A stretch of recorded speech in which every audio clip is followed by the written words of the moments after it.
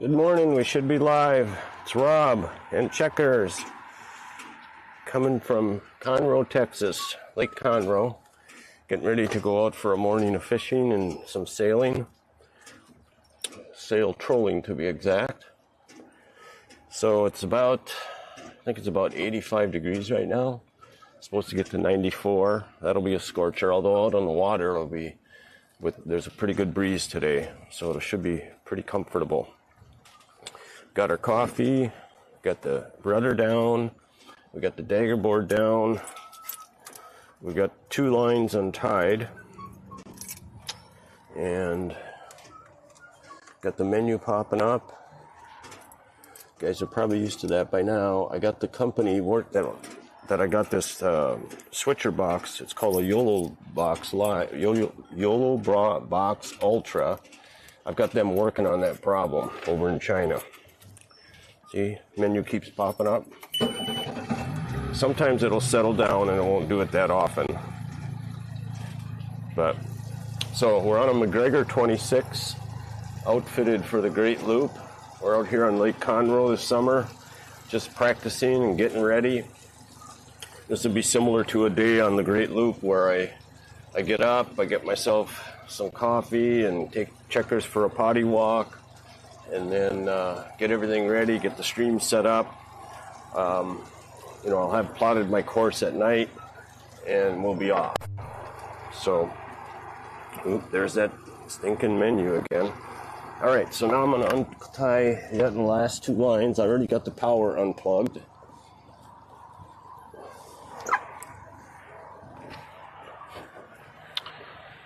Okay, motor's down. Steering is connected.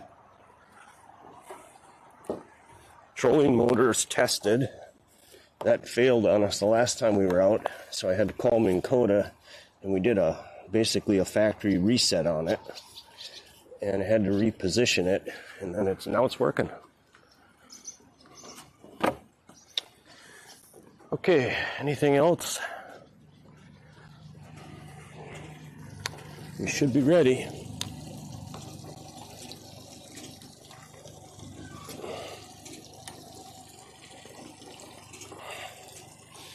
We should be, except this boat's not cooperating.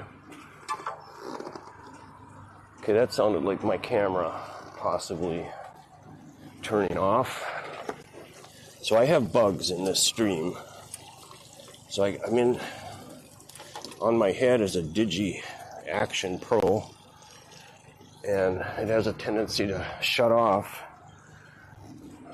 once in a while. So I've sent a message to Digi to try to figure that out. No, it's still working. Okay.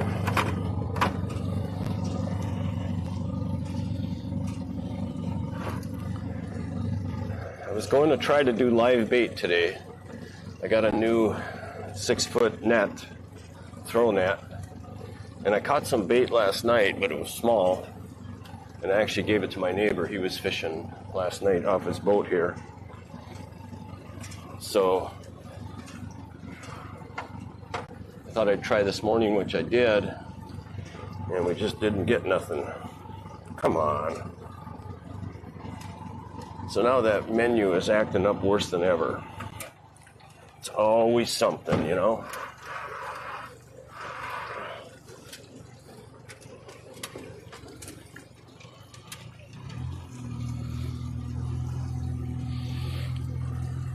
Don't get too close there, Checkers. Let's do the Checkers cam here for a while, too. How about if I steer first?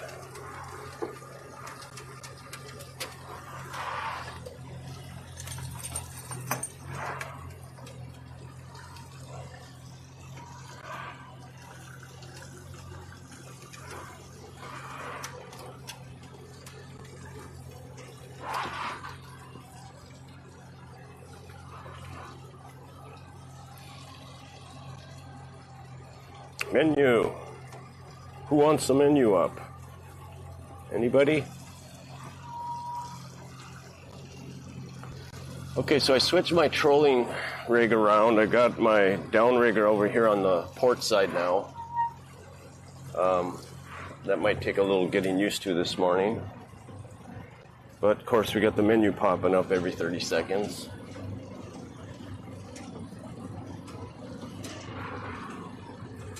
That could be enough to piss a person off, you know.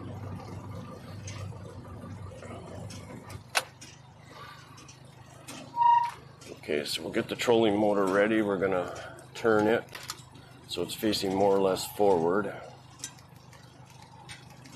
And then we'll start the prop and we'll get it up to about a 2.5 on that. Oh, fuck. Gotta be shitting me. How can that be worse than it's ever been? Testing. Should test my audio. It's working. Okay. So today might be a little challenging because the wind is already strong. Oh, fuck. Wow. Let me see if it does it more often with different scenes or not.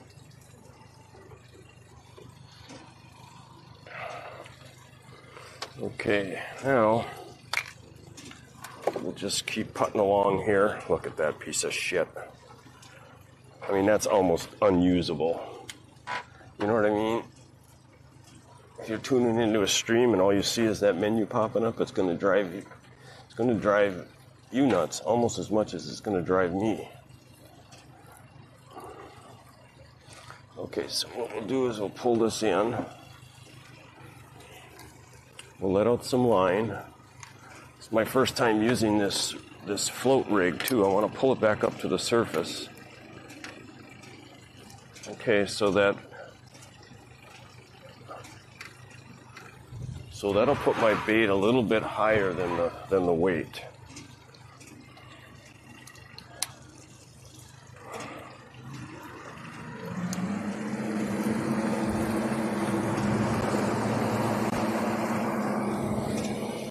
I'm going to go a little bit faster because my weight's going straight down. I'd like it to be back a little bit.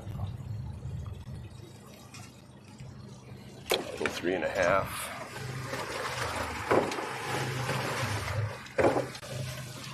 We're in neutral. Okay, now, next, we hook the weight ball on to the line with the tether. But that has to go way over there. Come on. So it doesn't matter what screen I'm on. The menu pops up no matter what. Okay, now we'll drop our ball down. Oops.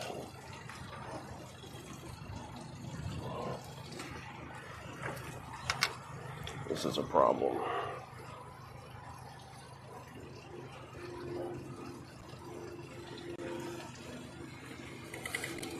Come on.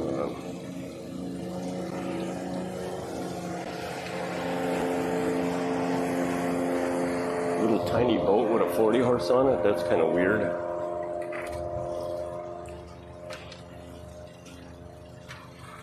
Okay, can I see my ball?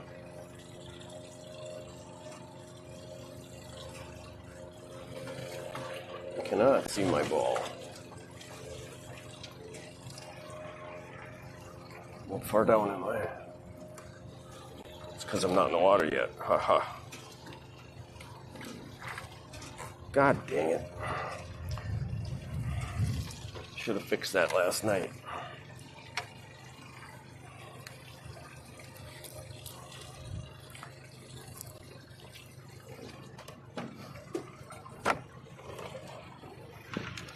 Okay, now, what do I need? I need something.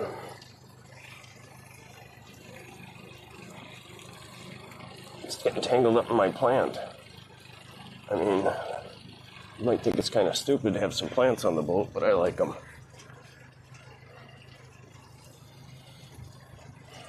Okay.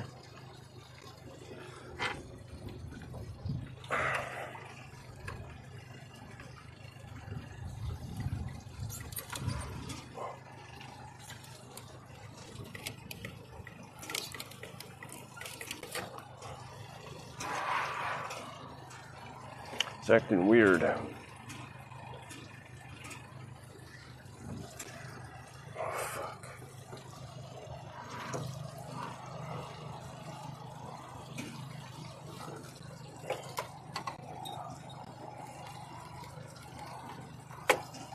Acting weird, almost like it's stuck in the rudder.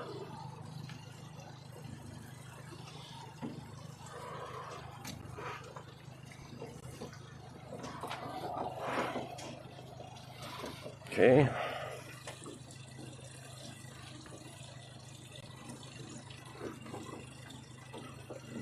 Well, that's disappointing. Now I cannot see my ball at all.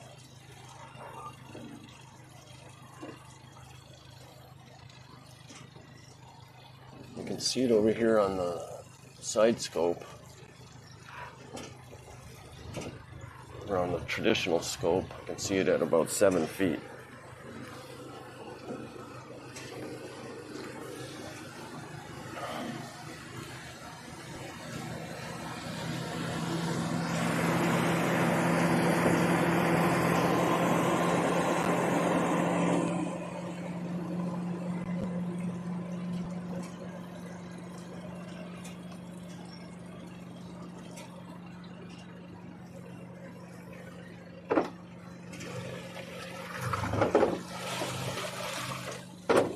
There it is.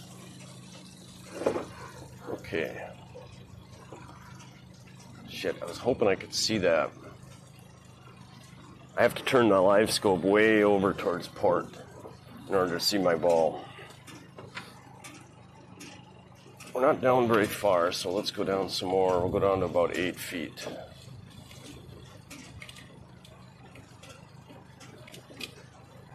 Okay. Just leave it there for now. Got the drag set. I'm gonna use up.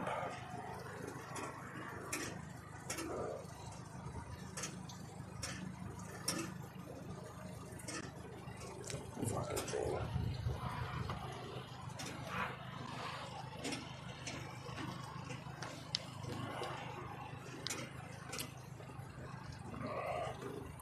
I'll go to my live scope for a second.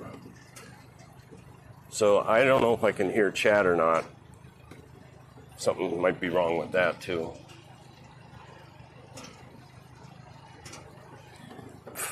Piece of shit. Okay, so the ball is down at 8 feet. It's right in that bait ball right now. Okay, I'm gonna go up on my gain. Usually have it at about 80%. There, you can see the ball better now.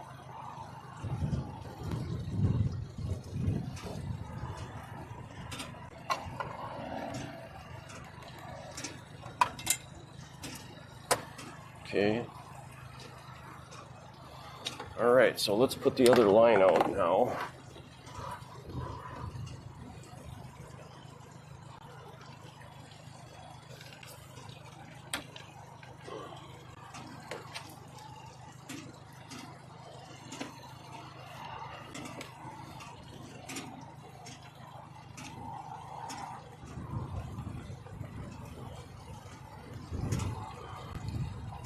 Wow, this is a mess.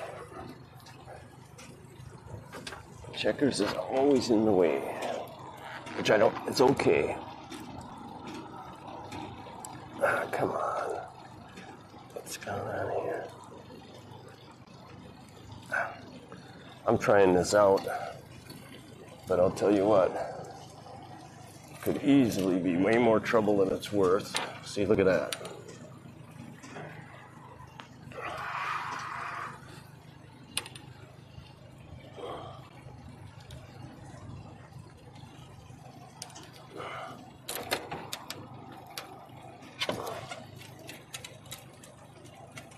Wow.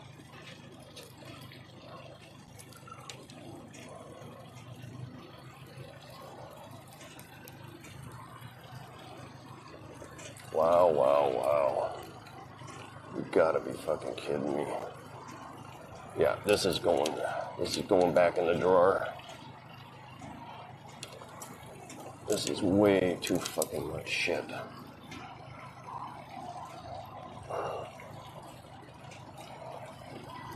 Oh, come on. Oh, what a fucking joke. People actually use these things. Or maybe it's people who are better at this than me. Oh, come on. Gotta be kidding me. Okay, we're gonna get this in the water once, but it might be the last time.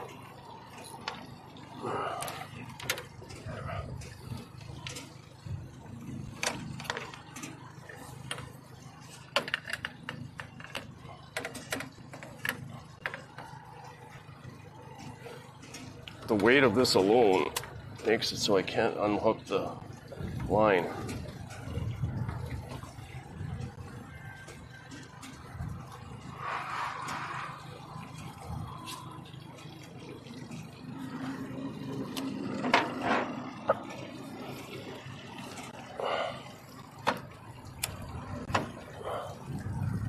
I like the way that sits though.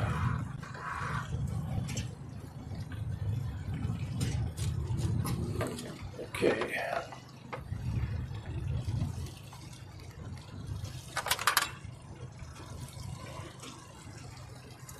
Menu's up, of course.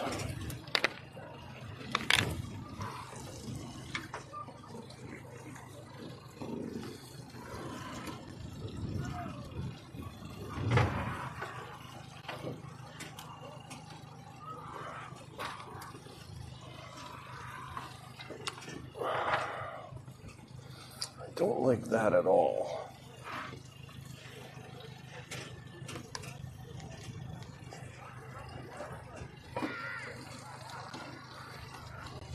I smell breakfast. It smells good.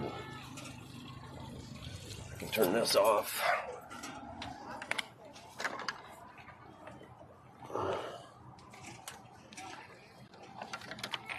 I don't like that at all. Don't like that either. There, I like that. Let's drop it down to 10 feet. Oh, camera quit. Menu's up.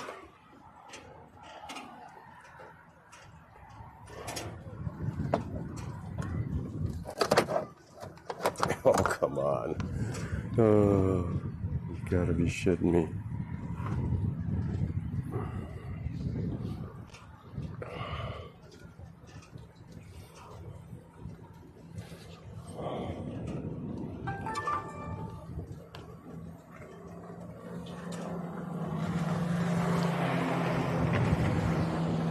So I got three problems. One, my digi camera keeps shutting off every few minutes. Sometimes it'll stay on for hours. And then other times it's shutting off every couple of minutes. I've been through the settings half a dozen times. I did fix a few things that kept it on, because originally it was going off every 5 minutes. There. Okay.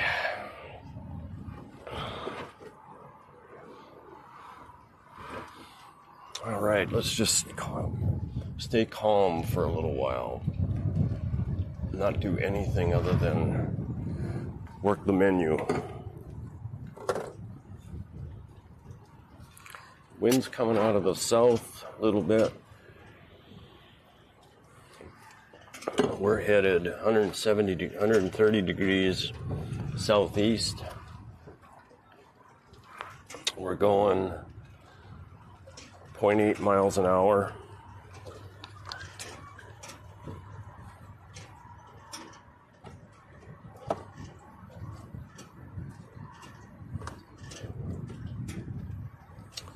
And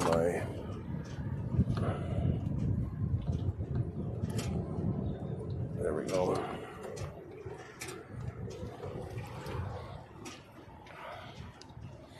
So three problems. One is the digicamera shutting off every now and then. The second is and I got a communication into them to help me figure out why. And then the other thing is my menu keeps popping up on my YOLO box. So they're working on that. I sent them the log files, see if they can figure it out. And then the third problem is my chart plotter connected to my... Typically I have my chart plotter connected to my iPad and then HDMI'd into the YOLO box. But that keeps minimizing or disconnecting the Wi-Fi between the two disconnects. So I'm trying it today on my cell phone, and there's a new problem there. It keeps changing from landscape to portrait, and you guys can only see it decently in landscape, like this. Except it's not there at all. That's because the HDMI cable popped out. Fucking believable.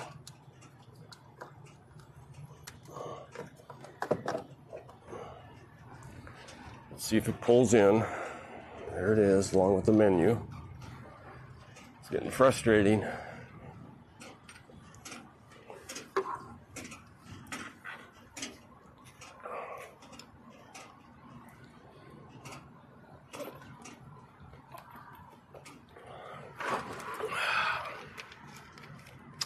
But I'm not giving up. What I've tried to do here is fairly complicated. I could damn near do an IT job after everything I've learned about live streaming and all the gear that I have. So if you can see that orange line, let me see.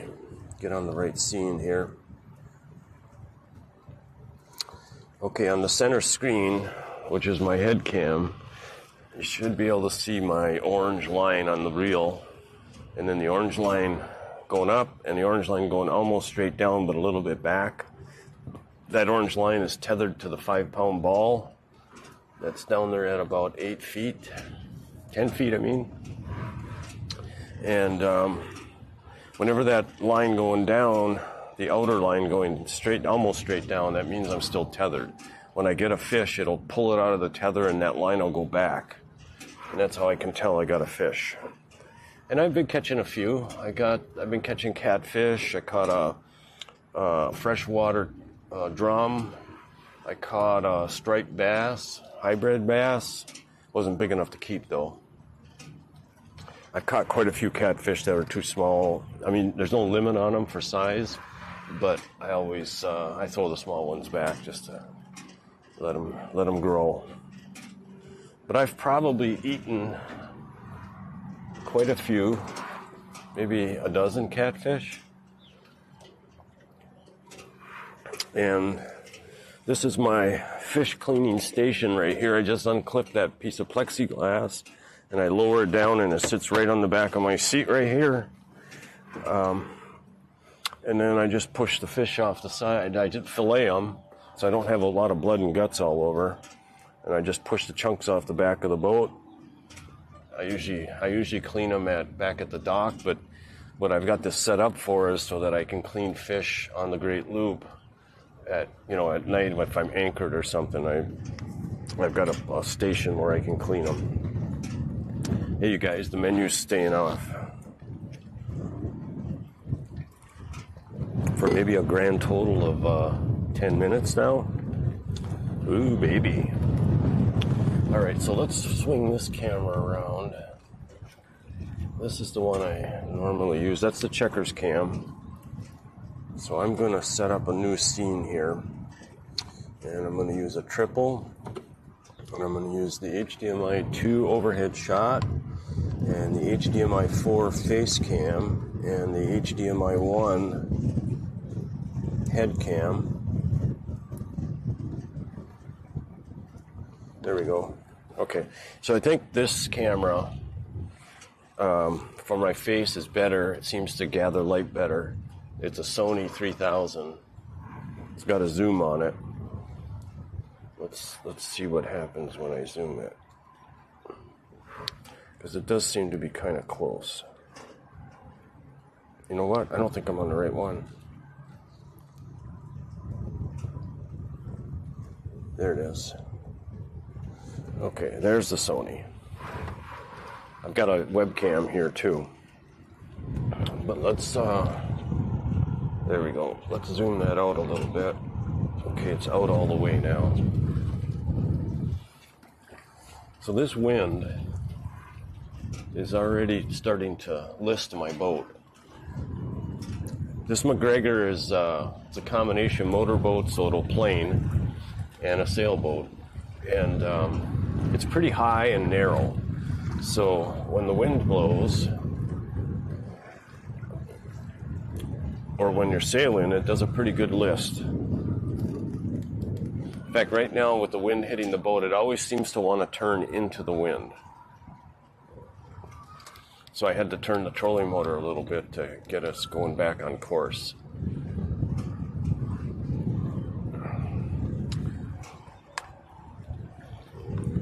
Okay, things are starting to settle down. All of my devices are working for almost 10 minutes.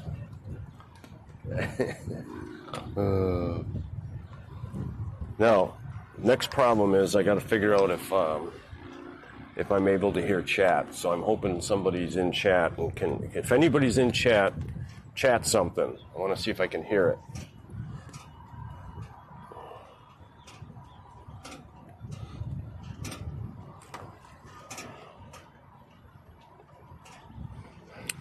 Now, one thing, I was putting the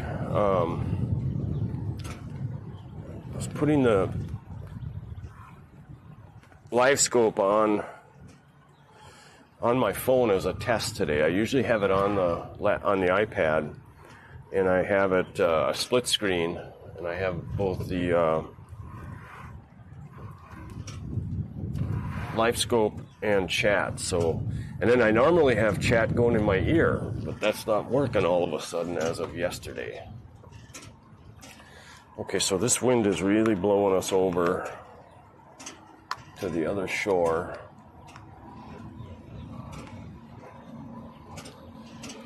So we'll change course a little bit.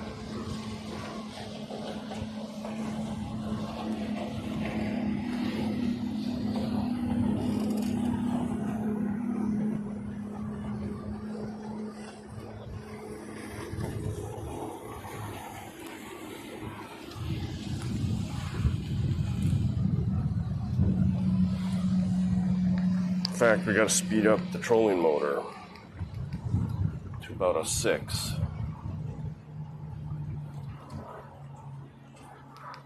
Or more.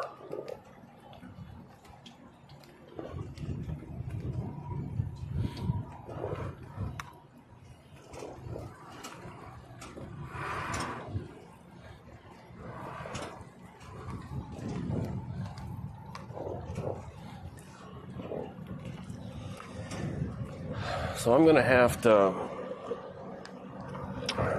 probably have to put that chart plotter back on the iPad and split the screen and put chat on it, because I'm not hearing anything.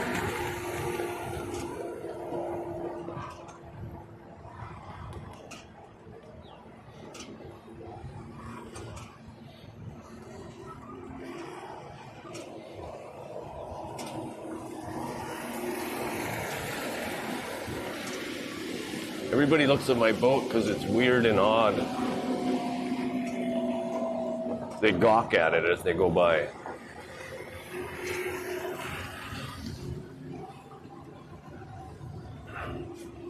Okay, let's lower. I can't see my ball again.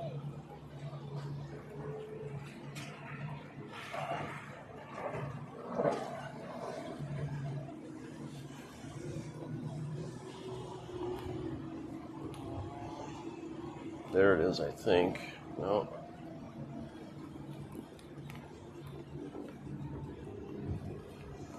Why that is. It's kind of pissing me off.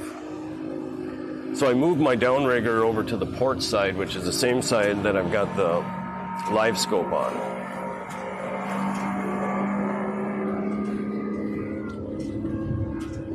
And normally, when I had the ball, the weight, and the downrigger on the starboard side, I could spin my live scope and I could see the ball.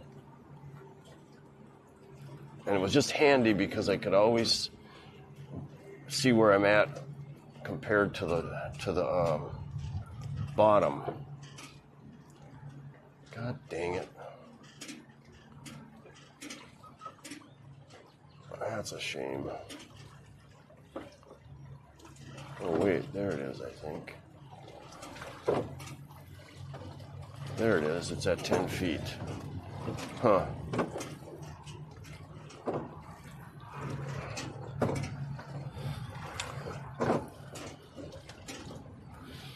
Okay, so now what I'm hoping for, which I doubt if it's going to work, is that if I turn it a little ways this way, will I see the lure behind? Ooh, maybe. No. No, we can see the weight good, but we can't see the lure.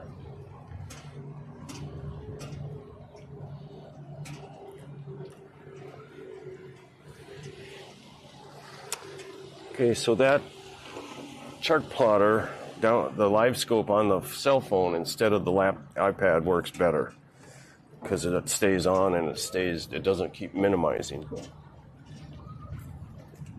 So we got something solved, but I have a new problem now. I can't see chat because when I have this overhead 360 camera on, it won't let me split the screen.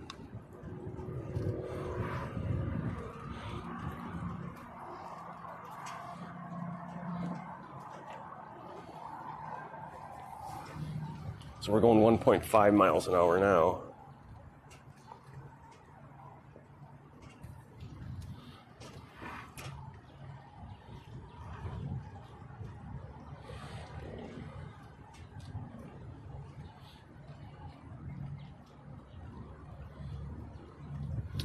You know what?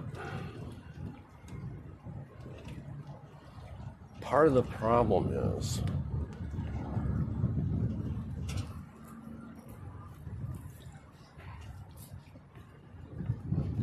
so that's the front of the boat, that's the back of the boat. That makes sense. Except, okay, I'm gonna try to reset this menu to a different, if I can remember how the lady did it with me on the phone yesterday. Forward range transmit, sonar setup. We went there. Layout. On-screen reverse range. What happens if I reverse the range? Not what I expected. Compress range. Okay, so I'm not seeing what I remembered there. Overlay data, depth, temp. Oh, that's interesting. I can change that. Okay. Installation. 1 foot. Oh, she told me to calibrate the compass. So let's try that. Begin. Turn the boat 1.5 times in either direction. Oh no, we're not doing that right now. Nope.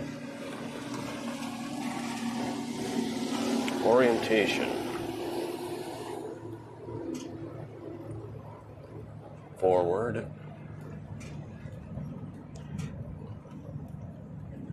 Sonar setup. Installation. Orientation. Let's go perspective. I don't know what that is even. Ooh. Whatever it is, I don't like it. Okay. Sonar setup. Installation. Orientation. What happens if I go down? There. Okay, now I just want to see if I can see our ball. Is that it? No, not at 4 feet. Okay, so auto.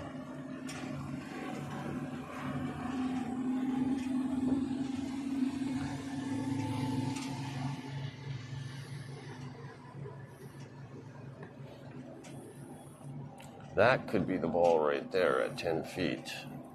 So what am I looking at now? So I'm looking at, let's go, I wonder why that doesn't give me there. Okay. We're in 22 feet of water, the ball's at 10 feet. What happens if I go auto? There, okay. Okay, I got, that's the way it should be right there. I like that view. What was that? Okay, I'm not gonna try starting the camera again. I'm just gonna, my head camera lost connection.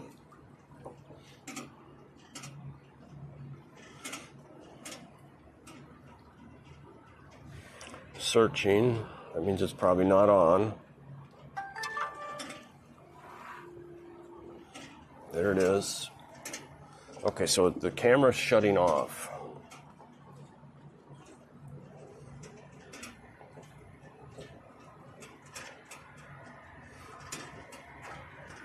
There, back on.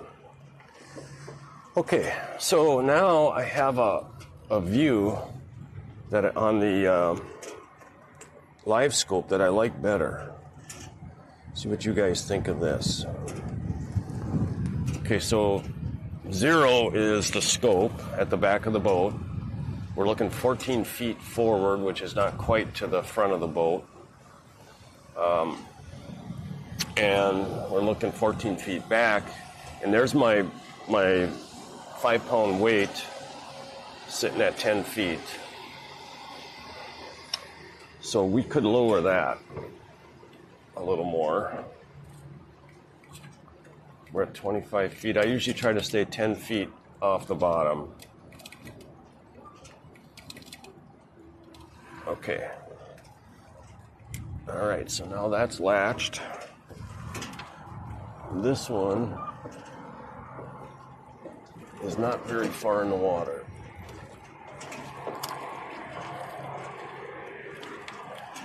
Last time out, this new reel over here that's got a depth finder on it, was bird caging on me. Okay, so I'm gonna reel it in again. And then I'm gonna reset this counter to 0 and then start paying out line again.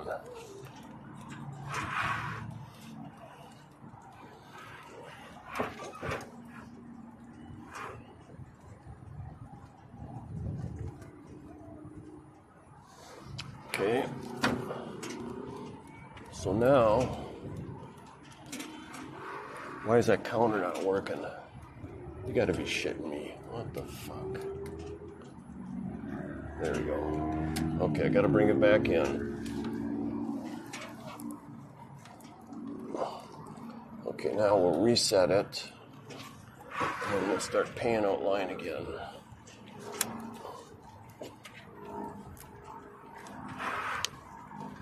And it's still not fucking working.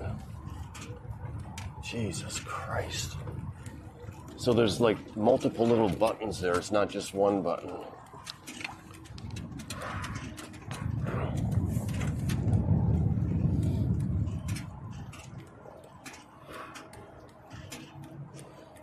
Okay, so I got 10 feet out.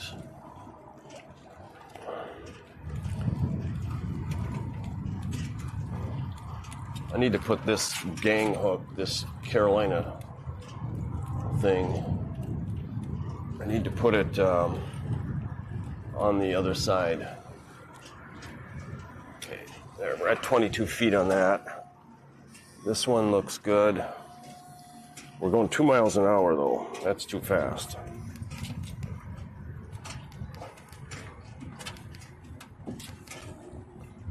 Okay. All right. No menu up. What's that? That's weird.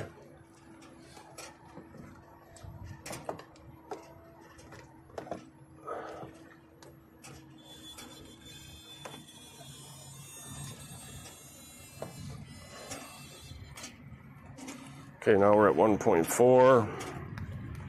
go down a little more. So what we'll do is we'll head over to the southeast corner of the lake, and then we'll switch to put the jib sail out, and we'll switch to sail trolling. Now this thing's acting up.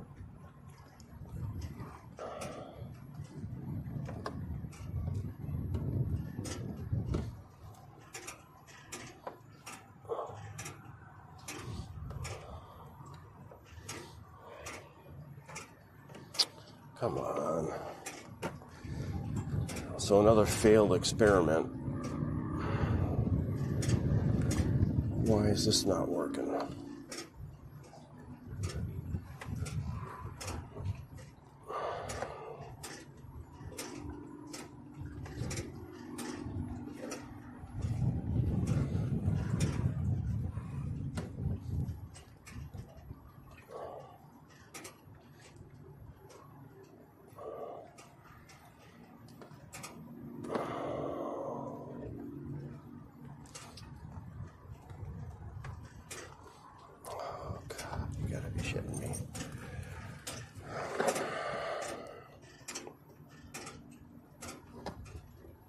There we go.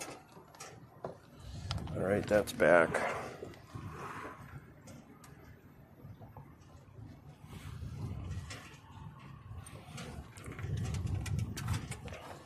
Hello, Checkers. You okay?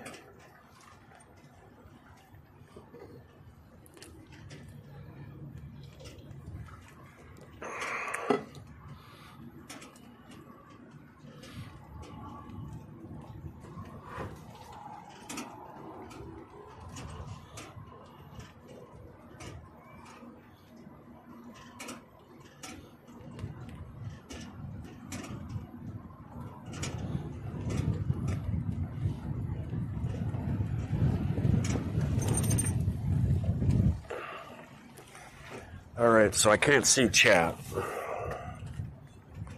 So I think I'm gonna have to change this up. We'll go back to this. No, we have to set up a new one. It's gotta be the face cam with HDMI 4 and the head cam.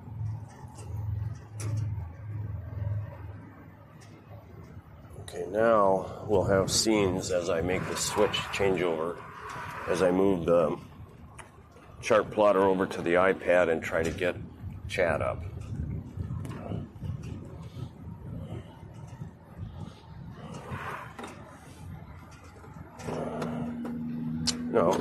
No, that won't work either. I need...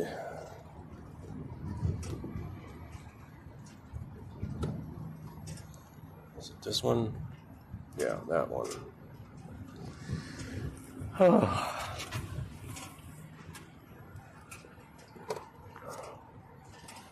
Okay, now.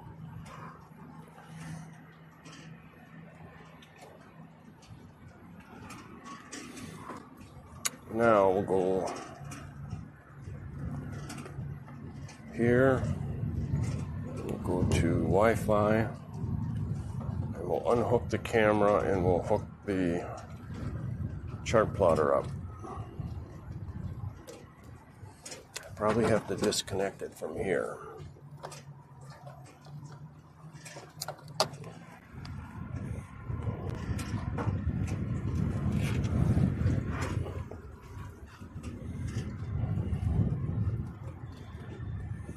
Wi-Fi. Okay, we'll disconnect the Garmin, and we will hook up the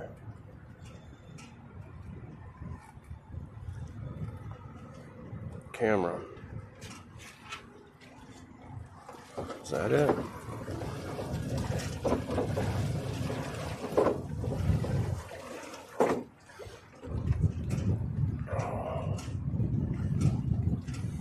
Okay, so I'm probably going to have to lower the camera.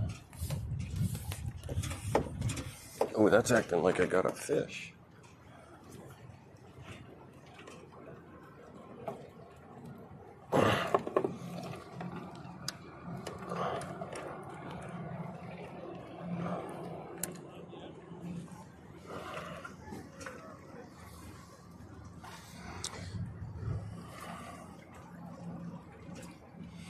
Okay. Lots of shit going on here.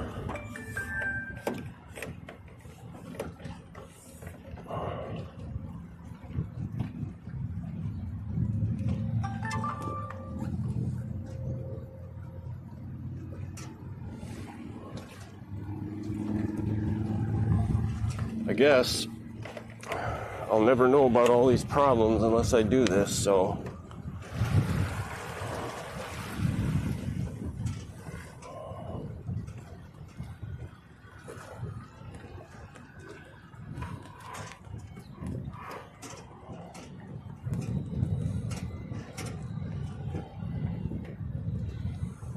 Why am I not seeing my camera?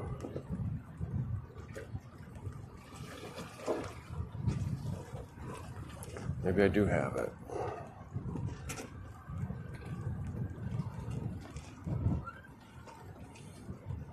I do. Okay. Excellent. Okay, that's working.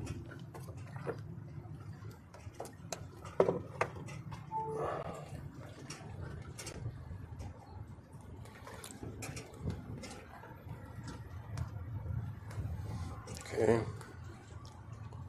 So now we can go back to that. All right, now let's work on chat.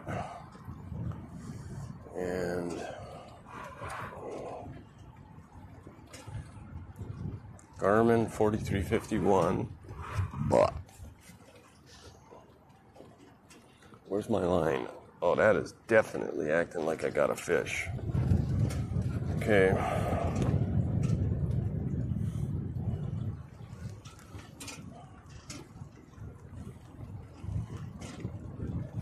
Come on. Okay, we're connected to that. Now we'll connect to helm. Okay, that's working. Now I hit the 3 dots, go to split screen, and then let's find chat.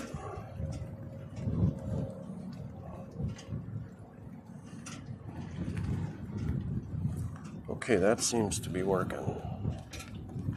Now we'll put this back in here. We'll hook it up. Now I can see chat. Okay. All right, now, where's my line? Why is that way in the hell over there?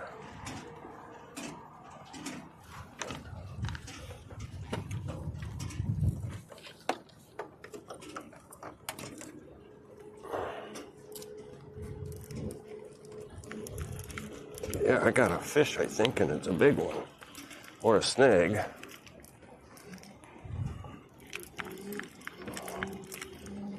Wow.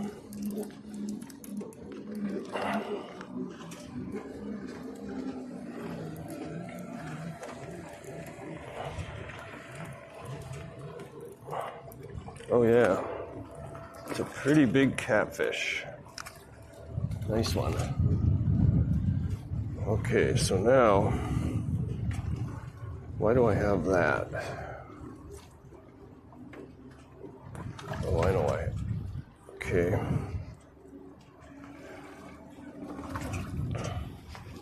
Okay, so I never pulled a fish in on this side of the boat before.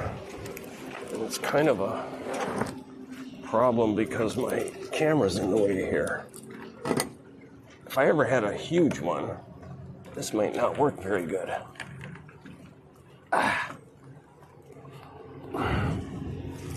Okay.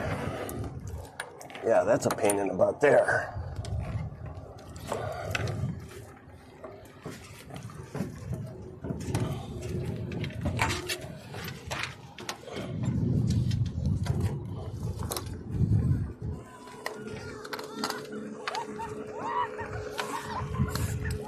We're going off course.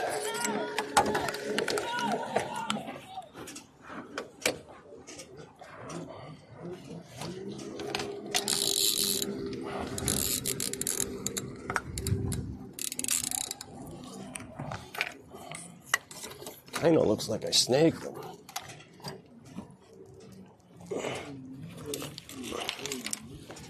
Okay.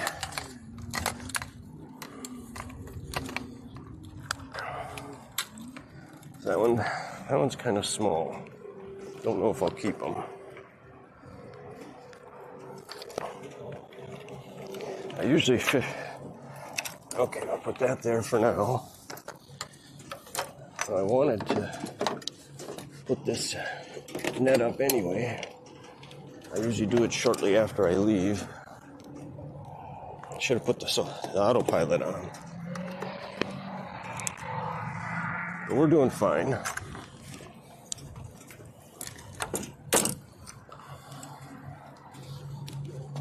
There's my pliers.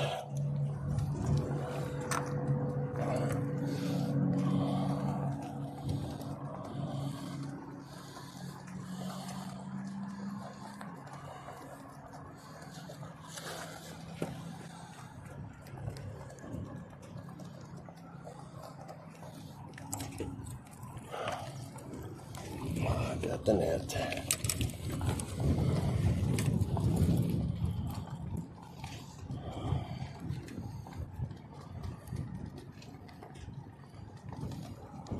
Okay, he's unhooked. At least he was. Okay. He's pretty small.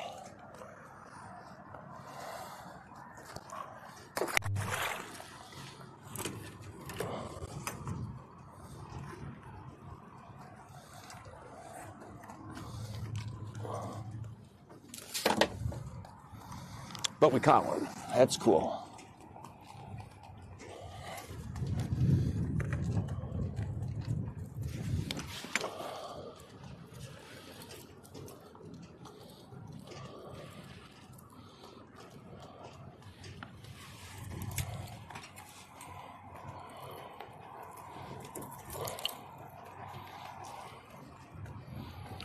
Now,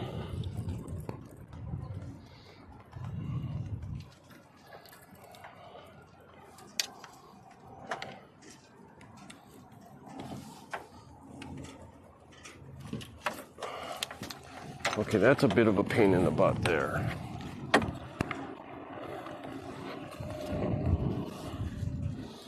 I may have to rearrange some things.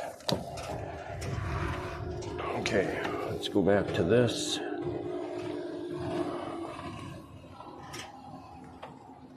Triple. Let's go here. HDMI 4 and head cam.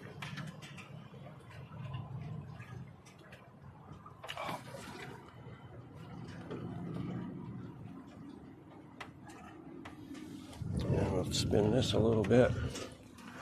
We'll raise this guy up. Oh wait. First, gotta bring this up.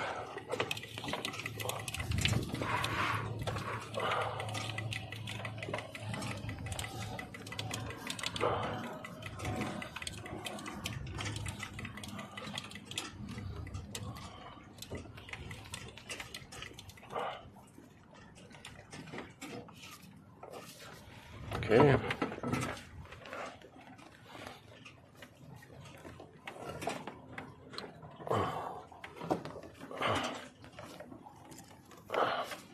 Here's the tether. Okay, now, what I want to do, now we'll put this up. No, next we'll move this. So, if it's not sunny, I definitely want this bimini down, because that'll help.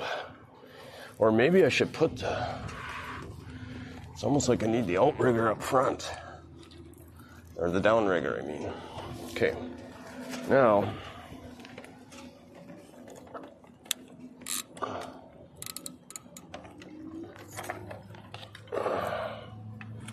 tangled.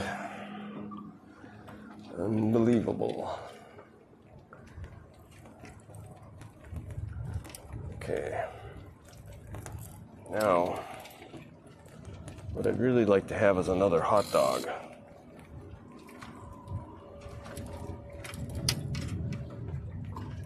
What the fuck is that shit?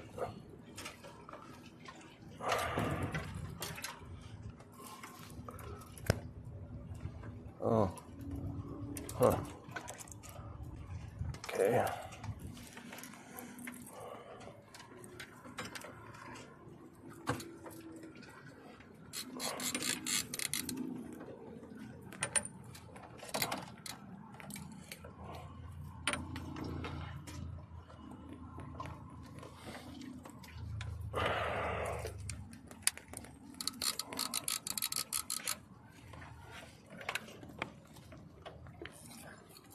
Okay, now I'm just going to leave this hook right here for now.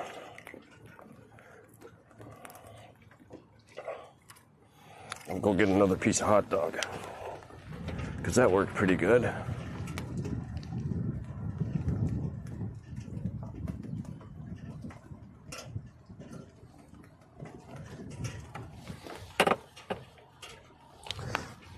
Okay, we can put this camera up now.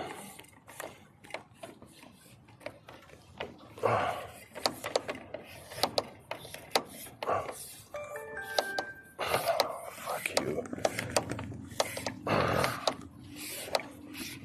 Unbelievable. Just fucking unbelievable.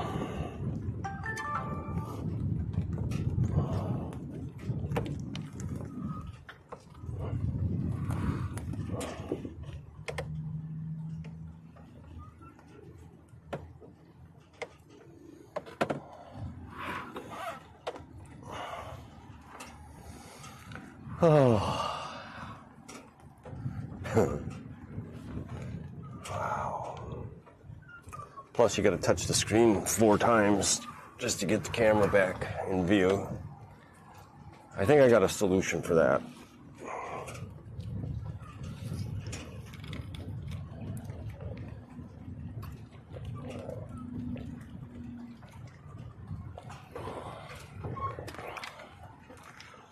Okay, so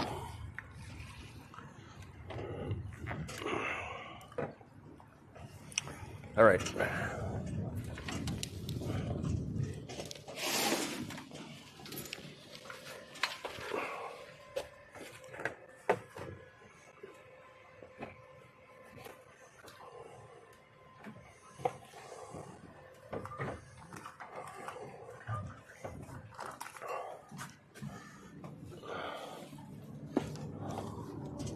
Here you go, checkers.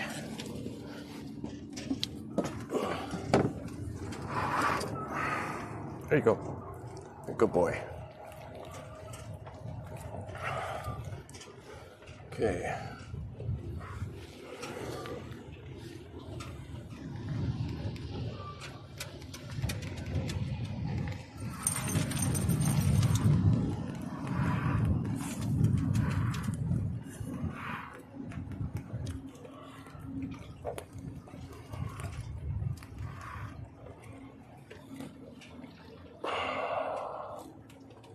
No, not that.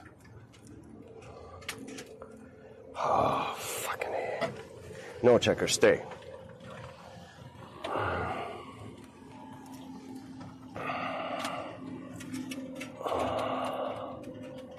Oh, this is a pain in the fucking ass here.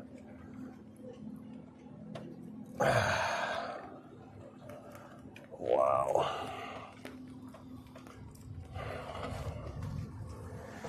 Oh, this is not working. Just not working out too good.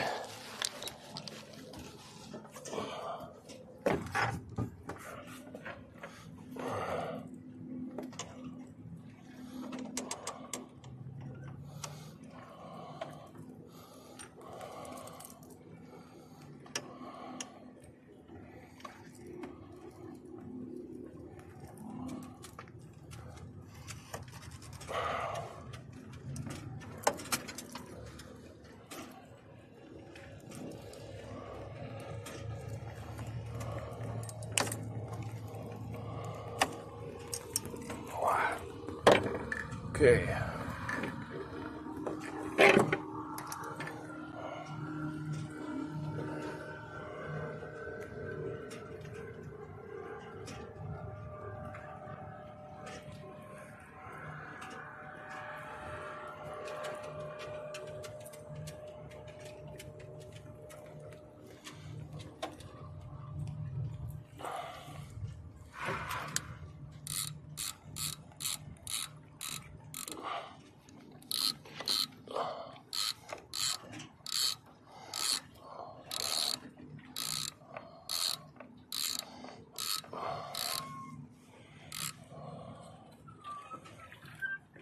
Okay. What is it over here? Is there anybody in chat?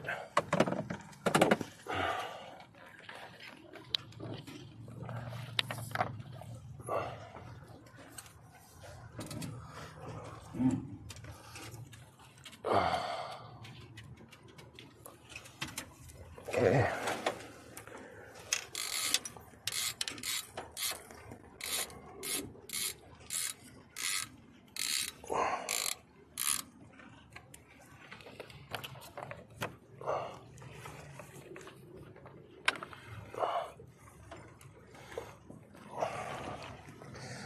Now we can lower this.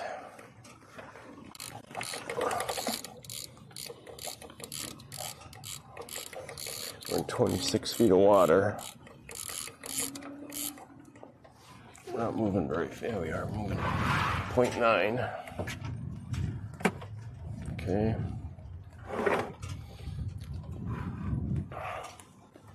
Now let's see if we can see our ball. Where are we at? We're at about... There's the ball. We'll go down to 15 feet. We'll stay... we'll go a little more.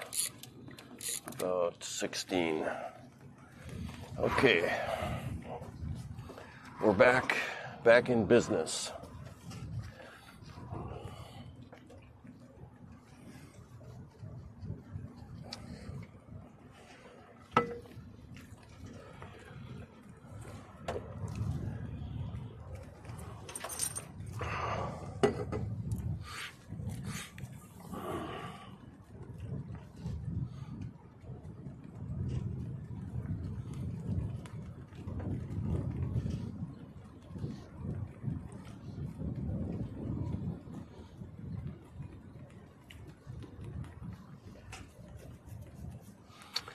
All right, anybody in chat?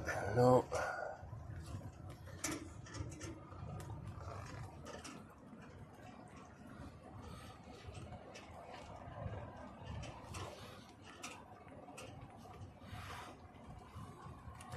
What time is it? Oh. The time's not on there. All right, so let's go here. Sonar setup, installation, stabilization of focus, restore sonar defaults, appearance, color scheme amber, color gain, trails off, bottom fill. Okay. Overlay data, that's it right there. So we're showing depth, water temp, auto. I've never seen water temp show up. Showing voltage, speed is auto, time of day is on hide. Okay, so now we got the time of day, it's 9:50. Awesome. Okay. Little by little, just little steps, baby steps. We'll get this thing figured out. Yeah, like that, right there. Okay, so let's go to a different scene, and I'm going to take this frickin' camera off and see if I can fix it.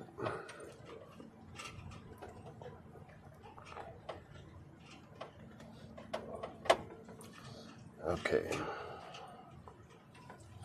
I need this view here. Need the news view. I'll put this as A and this as B. Okay. No. God damn it. What the fuck? There we go. Okay. All right. So steering's going pretty good today. Now I'm going to take this camera off and I'm going to go through the settings one more time because now it does seem to be shutting off kind of at about 5 minutes. And that I had that problem once before and got it fixed.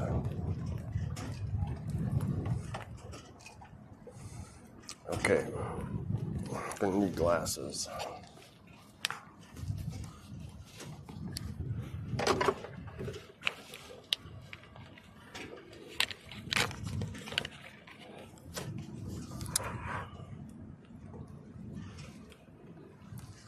Okay.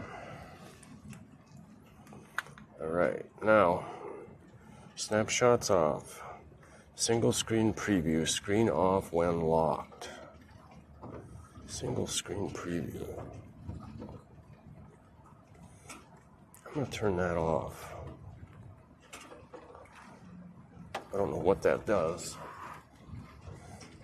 God damn, freaking spiders down here are so big, and their spider web is like a fishing line. Wireless mic, FOV, voice control, depth and attitude, always on display, on. Screen off when recording, never. Built-in mic, timer shooting, off. USB mode, wireless connection, unlock screen, swipe up, that's always been like that. Grid, naming management, auto power off, never. Not. Okay, we'll reset it. I took it off. Come on. Okay, it's on. It's set to never. Horizontal calibration, continuous live stream. Back. Bluetooth remote controller. Storage, language, date and time. Let's go to storage. Internal full. I wonder if that's why.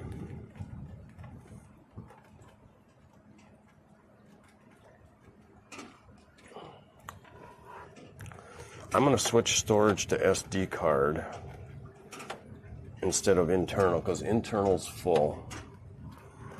Date and time, factory reset, device info, compliance info. I'm about ready to do a factory reset on this thing.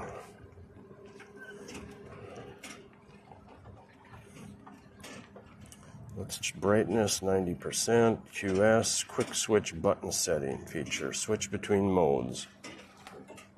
Okay, nobody in chat. Okay, shooting mode, feature, switch between modes. What's the lock? Screen locked. Swipe to unlock. Okay. What is this guy? Orientation lock off. Okay, what's this guy? Save current settings. And then what's this? Full front screen on. What's this? Voice control off. Okay. All right, so I see nothing wrong. The only thing I changed is I changed to SD card for storage. So now, something's wrong here. Damn it.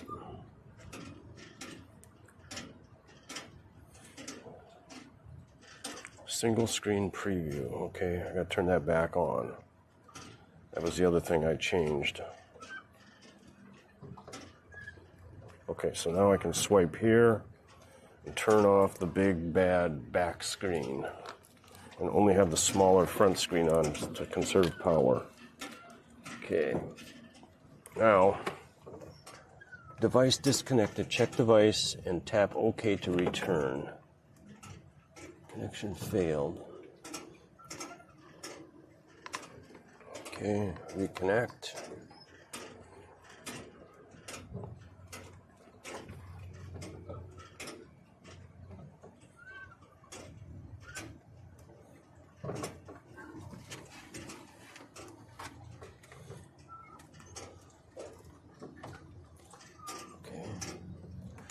Alright, now let's go here.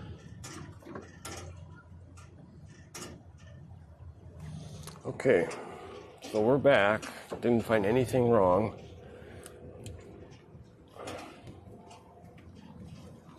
That line looks good. That line looks good. And we're in, our ball is at 15, our bait's at 15 feet, and we're in 40 foot of water, so that ain't gonna catch nothing.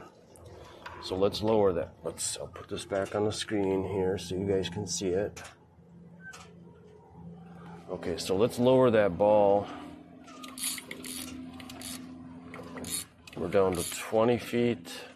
We're in 40 feet of water, so I'm gonna go down to 25 feet because it looks like the fish are between 25 and 30 feet, so I'll be over the top of them.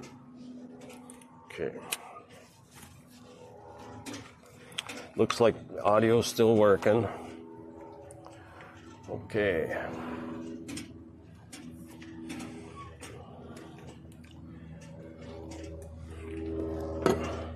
So I take a frozen water in the morning and it stays froze for about 30 minutes max.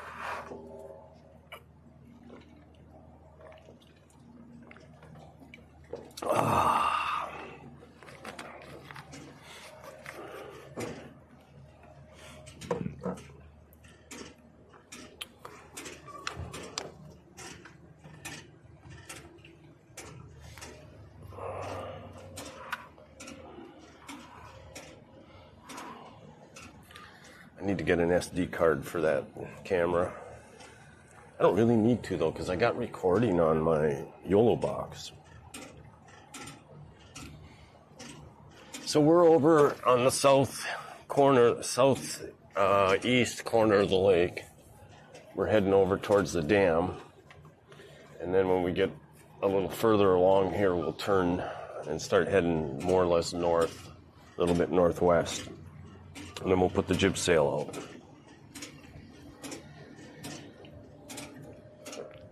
Why is that camera way over there like that? Should we do a checkers cam?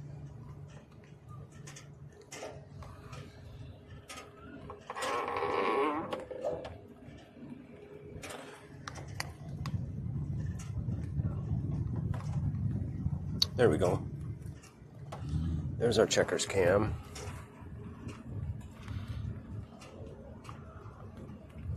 So it's comfortable out here. It's supposed to get up to 24 mile an hour gusts and I think 10 mile an hour wind.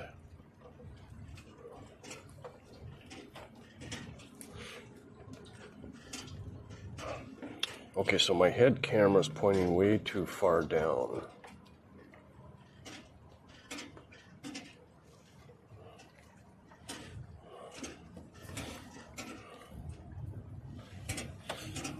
Okay, we're in 40 feet of water and our bait's down at 25, and we got a lot of fish around that bait.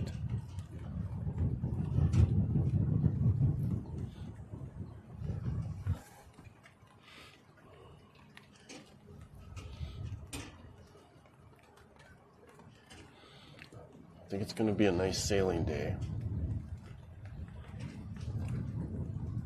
Sail trolling. I know they do that in the ocean all the time, but I don't think too many inland lake people do it. At least I've never seen it on YouTube.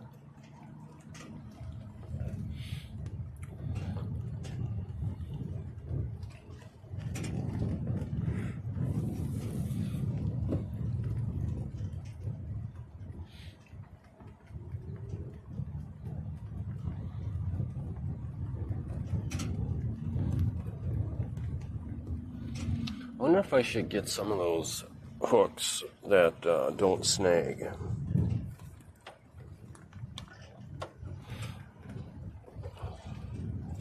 I'm going to lower this cover down a little bit. Blocks the sun for me. Anybody in chat? Nope. So I'm streaming on Kick, Twitch, and YouTube. I got like, I don't know, 16 subs on, subs on YouTube. I got 26 followers on Twitch. I don't have any on Kick. I've got them all set up as, the IRL title or genre. So I'm not really sure why I don't get many chatters. I could promote it more. I'm working on that every day. Just about I'm doing something to help promote it.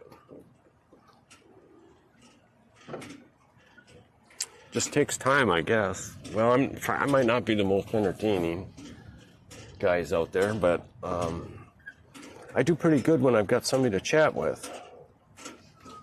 You know, I do okay. I do okay.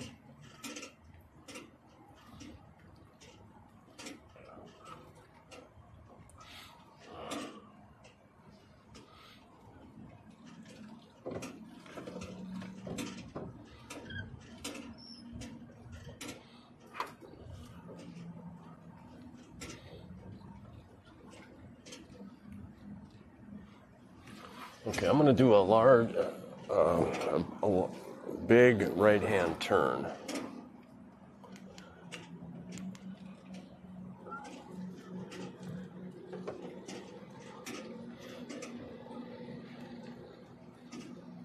Or should I do a left hand? Left hand would be a lot shorter.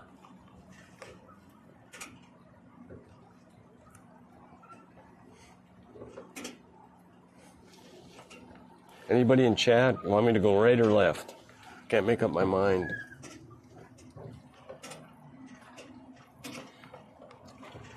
Well, I'm already going right, so nobody responded, so we're going right.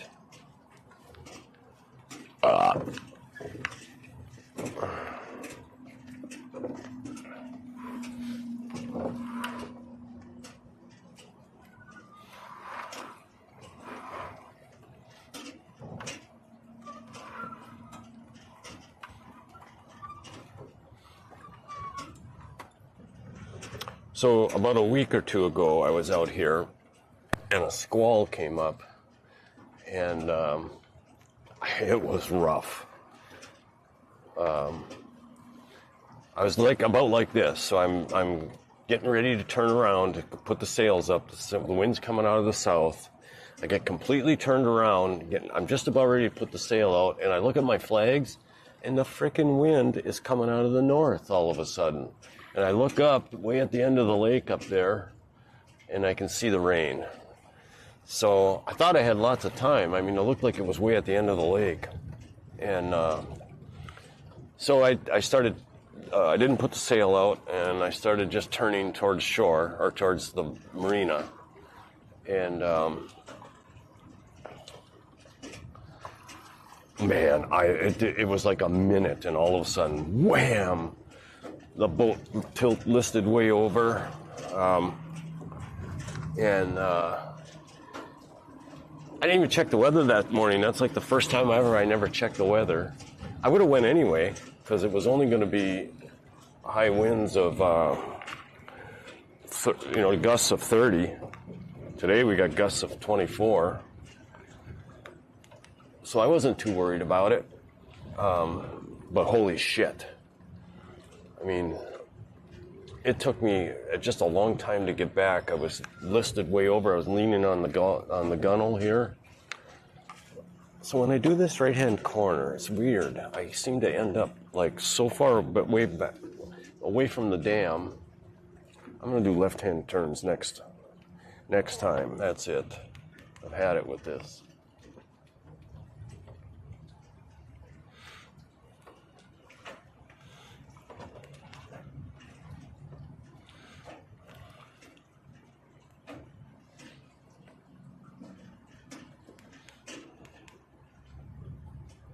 Boat's not turning for some reason.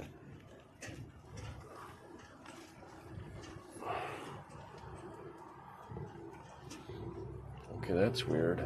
There's my ball at 25 feet.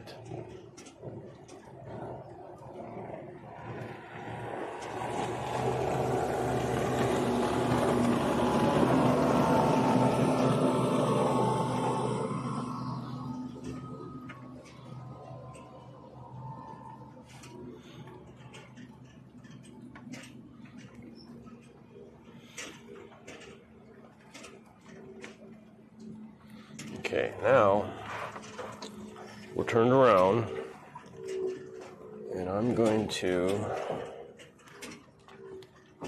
put the autopilot on for a second while I pull the sail out.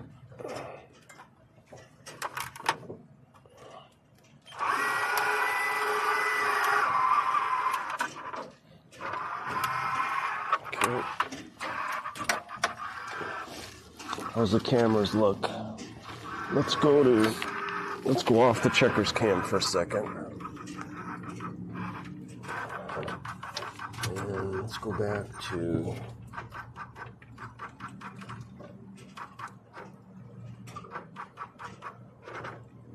this one.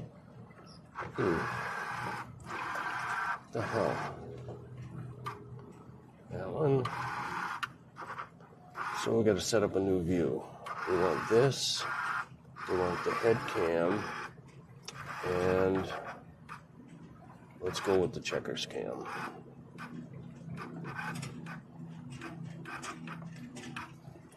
Okay, so now, come on, there we go. All right. Okay, I'm gonna shut this off for a second because I don't like my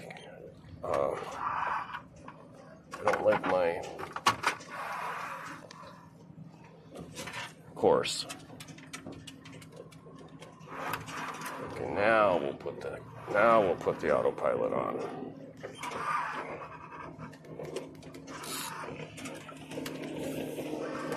Okay. All right, so the first step is we got to pull the sheet out. Pull the starboard sheet out first. Put that back there. Now checkers moved over and went right directly in the worst spot ever.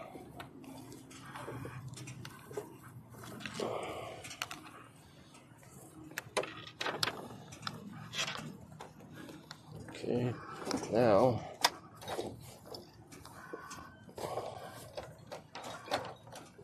pull the sail out. And I think I'm going to go, it's supposed to get really windy, so I'm going to go about halfway out, right about there.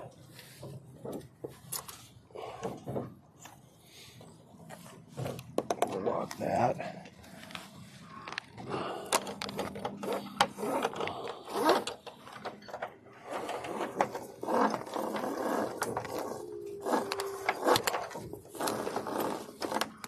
Should have pulled that out first. Okay.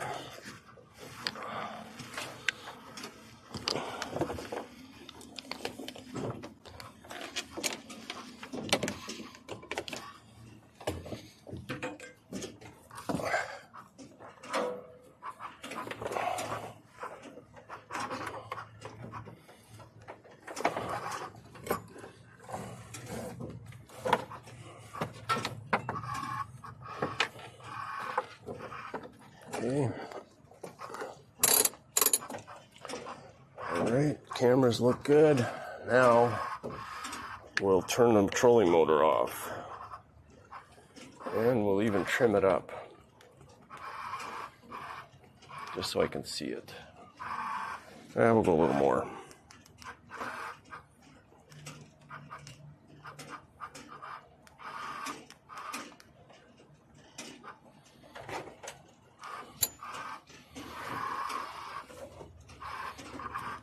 And we'll change course again. Anybody in chat? Nope.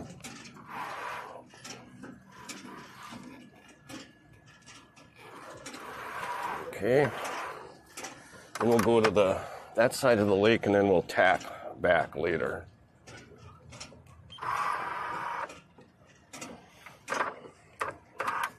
That line looks good.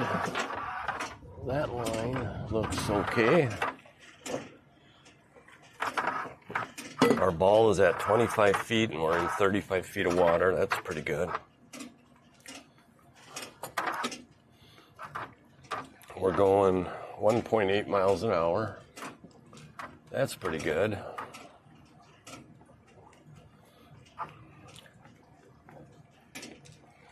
Now, one of the things I want to do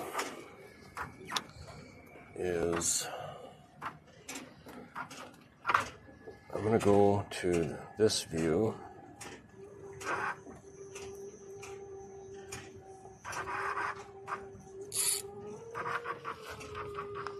That's acting like we might have a fish.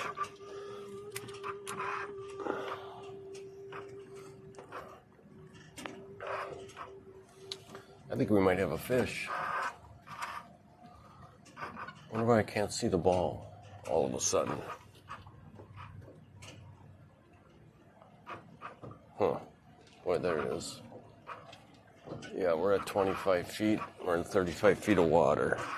And it's way back there. So the ball is almost 9 feet behind the boat, which means that line going at that angle probably doesn't mean we have a fish. All right, so what was I trying to do here? I'm going to go to one of these, and I'm going to go that on A and this on B. Okay, now, no, god damn it. Fuck. That one. Okay, so what I wanted to do, can you see that screen? That's weird. It's almost like my camera's twisted. Okay, you can see it pretty good. So let's go to 3D chart, nav chart. Okay.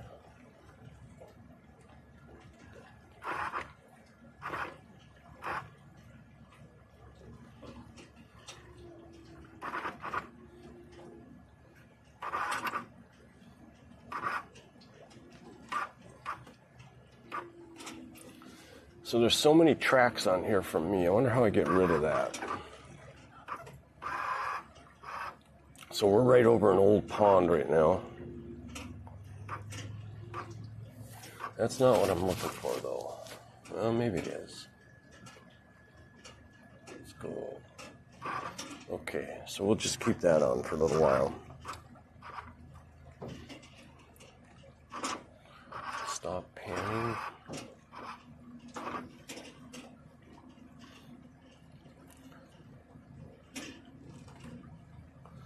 Now, that's not what I was looking for, though. What I was looking for was a high spot in the lake. This is not the chart. How do I get navionics on this? Vessel. 3D.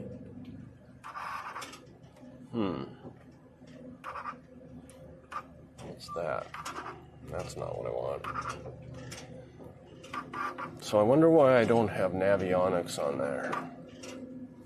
Let's try this one.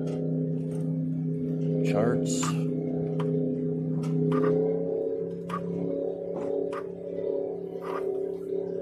Nav chart.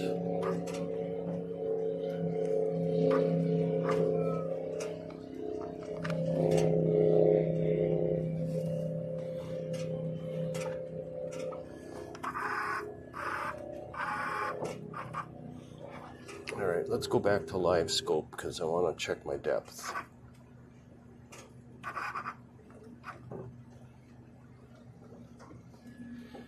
Oh, yeah.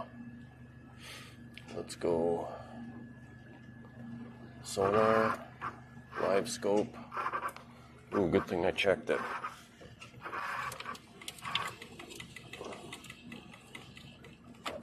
Now we're at 20. Now we were right down in the good fish, but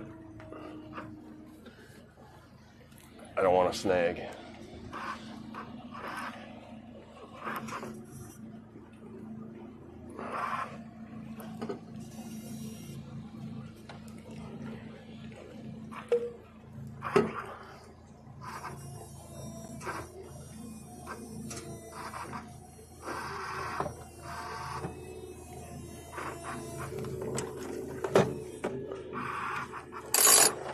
Picking up speed.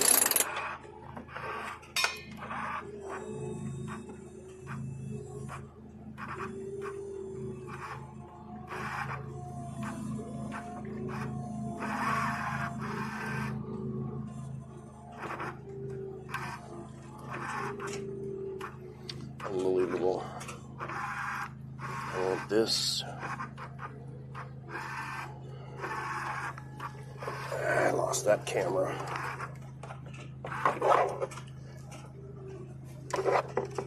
Why?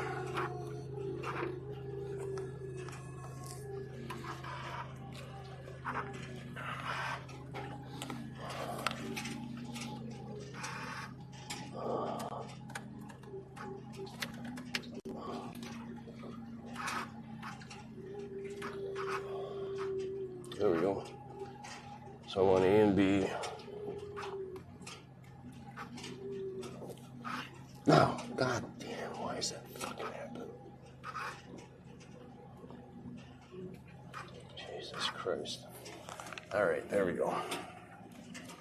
Okay, so we're at 20 feet and we're in a little over 30 feet of water. Sails out. Jib sails out about halfway.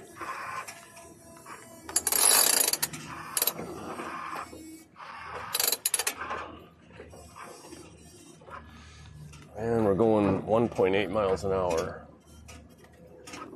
which is pretty good. Now that we're in deep water, I'm gonna, whoa.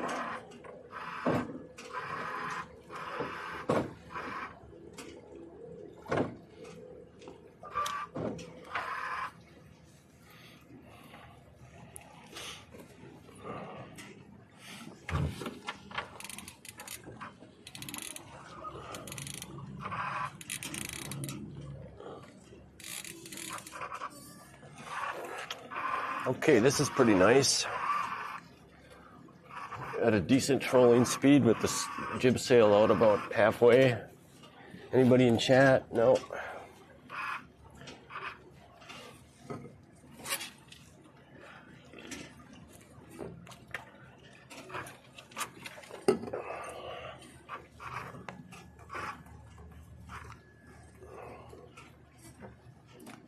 Do you need water, checkers?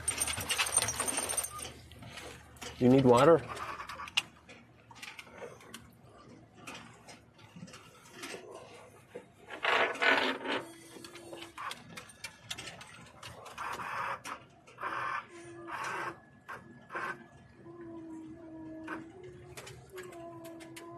I'll go get you some water. Everything looks good here. Autopilot's holding nice. Oh, I know what I don't have. I should have this ready to go. Okay, let me get you some water, buddy. I don't think you want to come down here. It's probably going to be too hot for you. And then you'll want to come back up.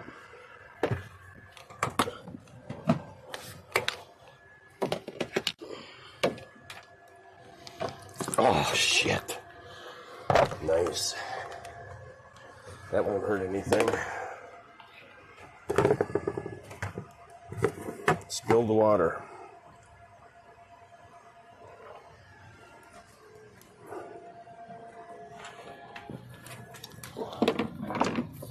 There you go.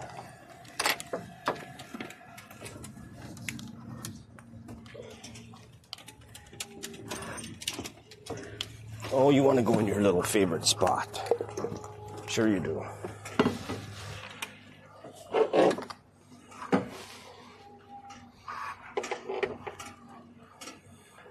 Okay. Everything's good.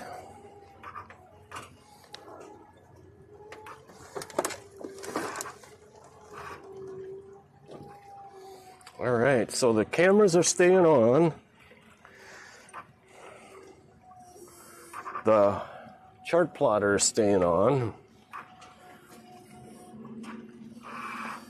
No snags.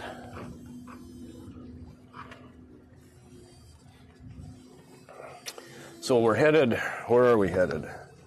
We're headed about 65 degrees east, northeast. I think that's the right way to say that. And I'm gonna put these glasses on because I know I squint like a bugger in the camera. There we go. And then we'll tack back. We'll head kind of northwest.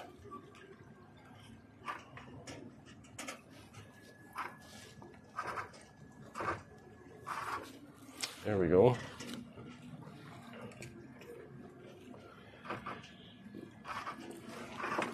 Checkers has a favorite spot here. He tucks himself in. Let me move that for you there. There, you got a little more room now. There you go. Tucks himself in here. Most of the time it's out of the sun. In the afternoon or around noon when I tack back, we'll get some sun here. But for now, he's in good shade. Oh, this is nice.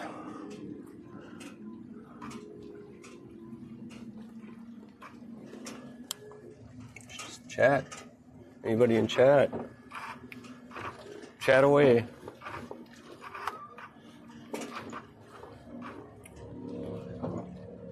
For one thing, I'd like somebody to chat, to say something in chat, because I want to see if I can hear it. There's a go-fast boat. Wow.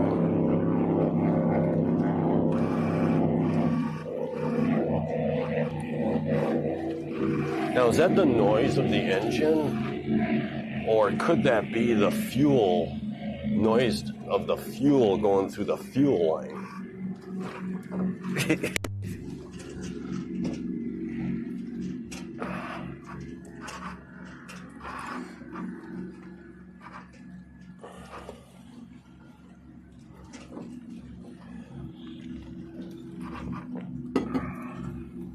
I'm going to drop this down a hair.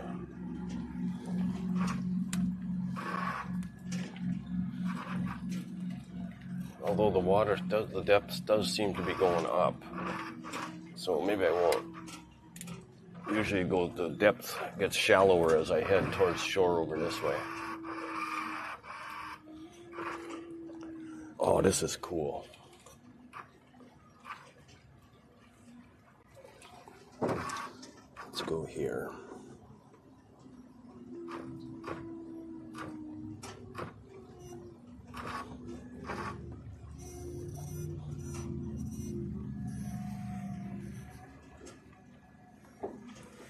Okay.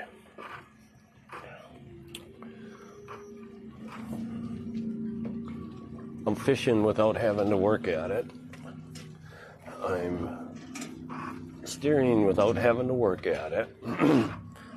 I'm moving at 1.9 miles an hour without working at it.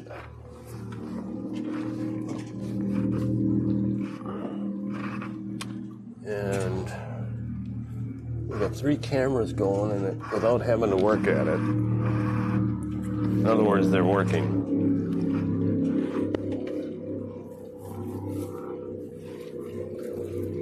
So my flag dropped a little bit on my port side. I'm gonna raise them up a little bit.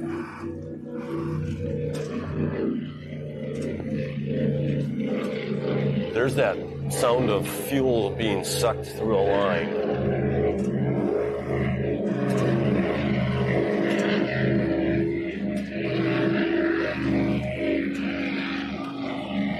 I would say just about every time I'm out here, especially during the week, there'll be 1 or 2 of those big fast boats, big loud fast ones.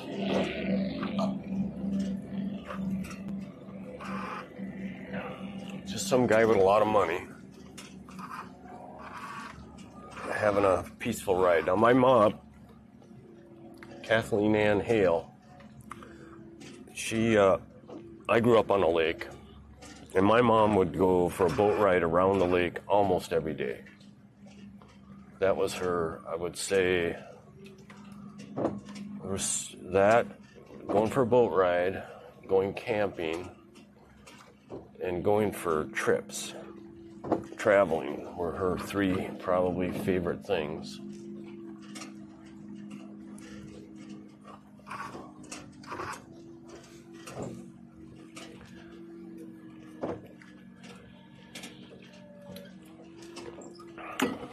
So my mom had the boat, We grew up on the lake. We used to water ski. My dad used to fish some, and I would go with him once in a while. We weren't big fishermen, though. Our neighbor was, Dr. Franks. He would catch big northern and sometimes walleye, sometimes bass, almost every time he went out. He had that lake figured out. In fact, he was a smart guy. He's the best chiropractor I've ever been to. Passed away a few years ago. But he, this is way back, 50 years ago, more than that, 60 years ago. He was studying the Solinar tables and the water temperature and the wind and then the depths. I don't know how he knew the depth, because there wasn't any depth gauges back then, I don't think. Maybe the lake was mapped, because it wasn't that big of a lake. But he would go out and catch. One time, him and my dad went out. In fact, it's the only time my dad went with him that I know of. Because I remember being up at the house when I was young, and they were dragging their fish up the hill. And they had 11, there was 1 walleye and 10 northern pike, and they were all in the 10 to 20 pound range. Even the walleye was, I believe, it wasn't 10, but it might have been 8 or something. It was the smallest of all the fish. And they caught 11 fish, but they actually caught 10 in 10 consecutive casts. And at the time, my dad was just absolutely blown away by Dr. Franks knowing what to do, where to go, when to go, and what to do to catch 10 pound plus northern and then 1 more walleye. In what was 10 consecutive casts. I don't know how long it took them to get the 11th fish, but it was amazing.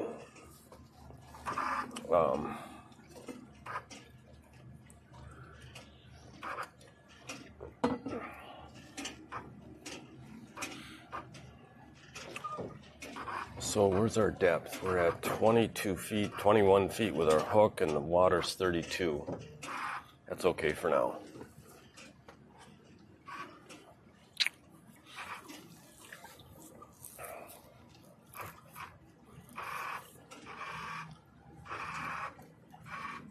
And it's comfortable out here. I bet you I'd bet it's close to 90 right now, if not 90 plus. I don't want to look because I'm using my phones for these scenes. But I'd like to have I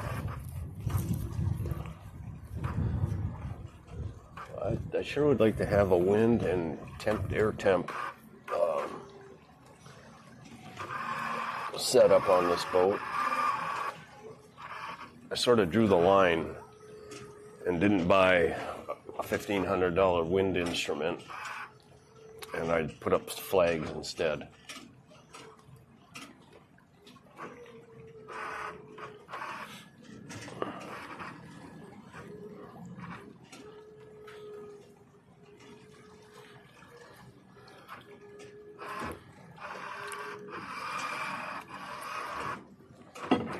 Okay, it's getting shallower by a couple feet.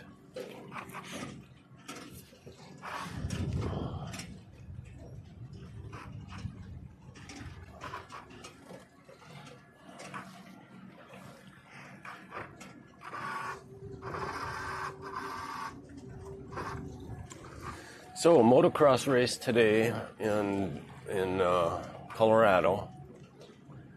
Should be a good one. It's Eli Tomac's home track. And in football they usually give the home field advantage, I think, 3 points. I don't know if there is a home field advantage in motocross. There probably is, because if you have a lot of family out there, maybe you're more used to that track if you practice on it, but most pro motocross racers don't practice on on a public track. They have their own practice tracks, especially the factory teams. In fact, some of them have like a complex of multiple tracks. Like Star Yamaha. Star Yamaha bought Ricky Carmichael's compound, and I don't know, he had 3 or 4 tracks there, and they've added some, I think, even. So they'll typically have a sand track. They'll have a outdoor motocross track, which is typically longer with hills and stuff. And then they'll have a supercross track. So that they're going to have at least 3.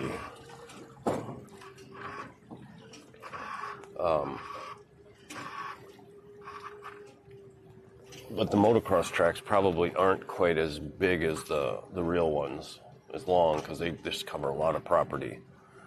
They're super long tracks.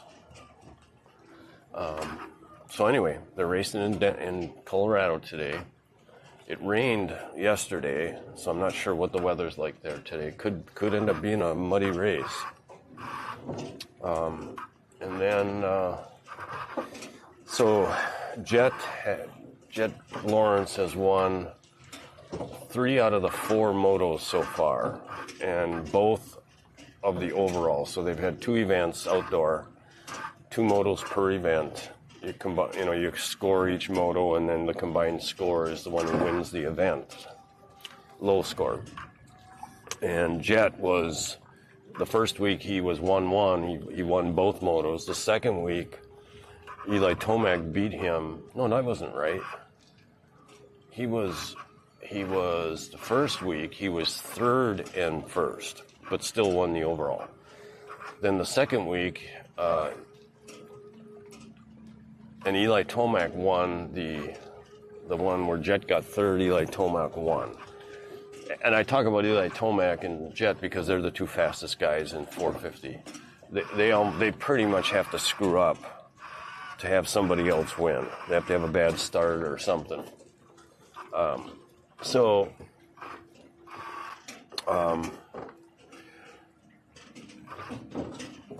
this week, we shall see. But most likely it's going to be Jet winning most of the time, because he's 22 and he's super, super good. And Eli is 32 and has always been super, super good, but that 10-year age gap, that's not easy to overcome. And Jet is just, he's pretty unreal. And in the 250 class, you got Hayden Deegan, my favorite. He's my favorite most of the time when sometimes his mouth gets going, or he takes somebody else out. And he's maybe not my favorite for a little while, but I kind of wish he wouldn't do that. But anyway, we're in really deep water, so let's lower this. We're at 21 feet, but we're in 50 feet of water. So I'm going to go down. I'll have to keep a close eye on this. But I'm going to... Why is this... We're at 30 feet now with our hook. I might go all the way to 35. Right about there. Okay. And this guy... We could probably let a little bit of line out on this one. We're at 27 feet of line, but most of it's going backwards. Now we're at 32. Oh, I can't let that reel go. Okay. All right, 51 feet of water. All cameras are working. This one's a little bit out of whack, but other than that, it's good. So I don't know why, at the beginning of my streams, I have just tons of camera problems. Not just camera, but device problems.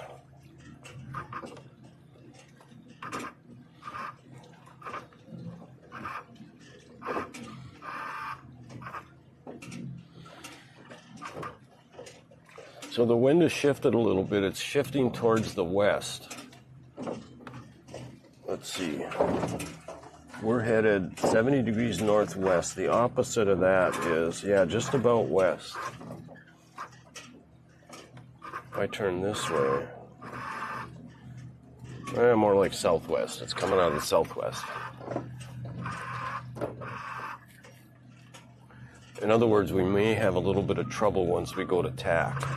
Now these boats here, I believe they're fishing over a big hump, and that's where there's really good fishing for those striped bass if you can get on the ledge of a hump. And there's always a couple boats out there.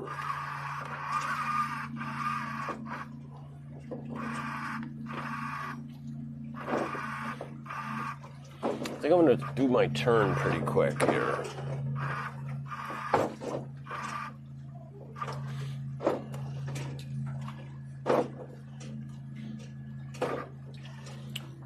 .5 miles an hour. Okay, so we'll shut the autopilot off. We'll take the clutch off. We'll get the other sheet ready, and then we'll start our turn. We're going to tack. Not too sharp though, because I don't want to run the fishing lines into the rudders.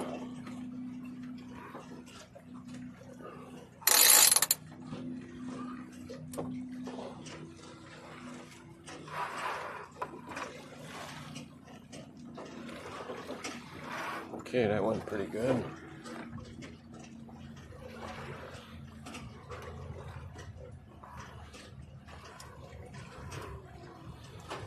Now, I want to try to see if I can have a course that goes over that hump. Just got to watch my depth.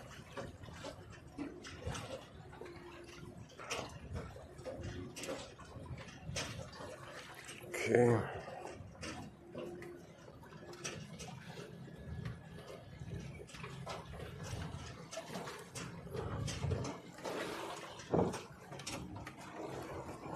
Okay, we can latch that there.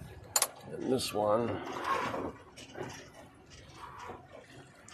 All right, that was a good tack. Now we've lost our sight of our ball in the trolling line, or in the live scope. There it is. It's at 32 feet.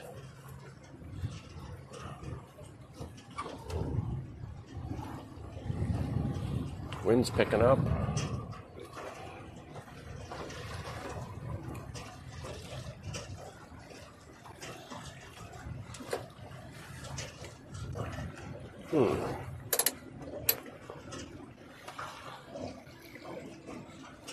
Okay. Cameras are all good. Anybody in chat? Nobody in chat. If there's anybody lurking, if you click that link on the chat, it'll show you where I'm at. At least it should. Ooh. Yeah, I thought so. That camera just, I think the battery probably just went dead on the 360 camera.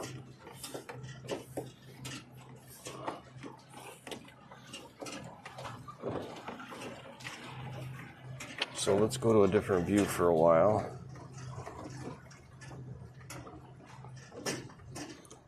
How about that one?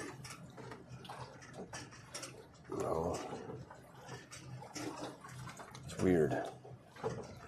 You got to get your finger just right on that screen. Okay, so we'll take the camera out of the holder. Well, we can put the autopilot back on while we're doing this. And we'll change the battery. I don't like changing the battery with the camera hanging over the side of the boat. You know what I mean?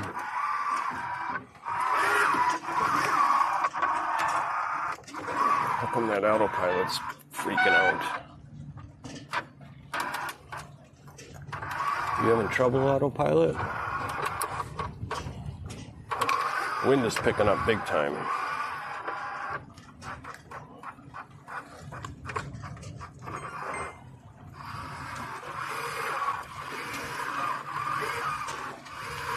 Still in 50 feet of water.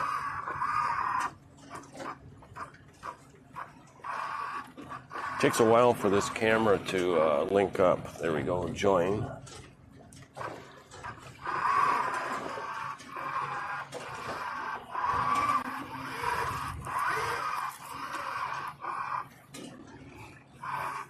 There we go. I think we're back on. But it always freezes, and I've got to switch screens just to get it unfroze. Which didn't work this time.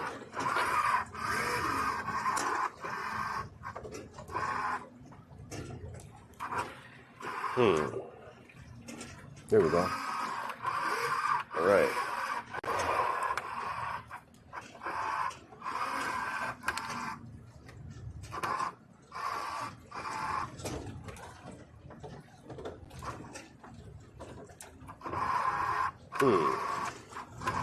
Okay. Yeah.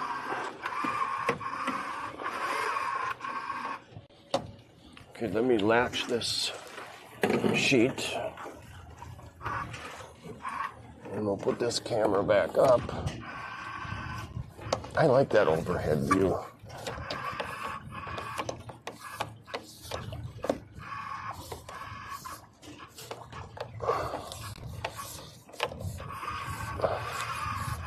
Now, when that gust of wind hit me, or that squall hit me last week, I was leaned over so far that I was literally afraid this camera was going to fall out. All of a sudden it dawned on me. It's like, holy shit. So I pulled it out, pulled it down. I really should almost have like a little thing I can just stick in there to keep it from wobbling, but also so that it can never fall out. Like a tie wrap would work. I used to have a tie wrap laying around here somewhere.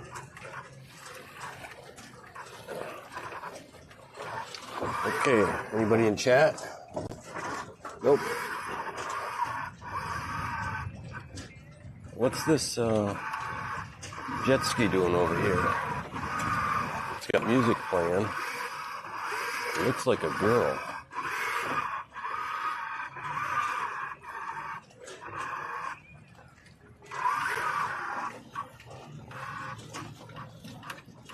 No, it's a guy. He doesn't seem to be fishing. Oh, he's having a smoke. That's what it is.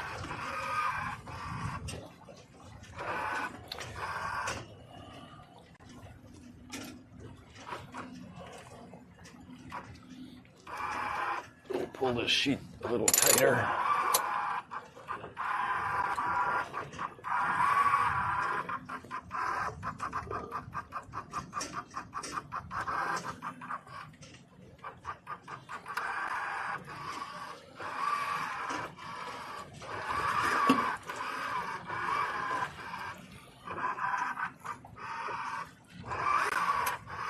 Oh, this is nice. It's a Saturday, so I wouldn't be working anyway, but all of a sudden I just thought about work.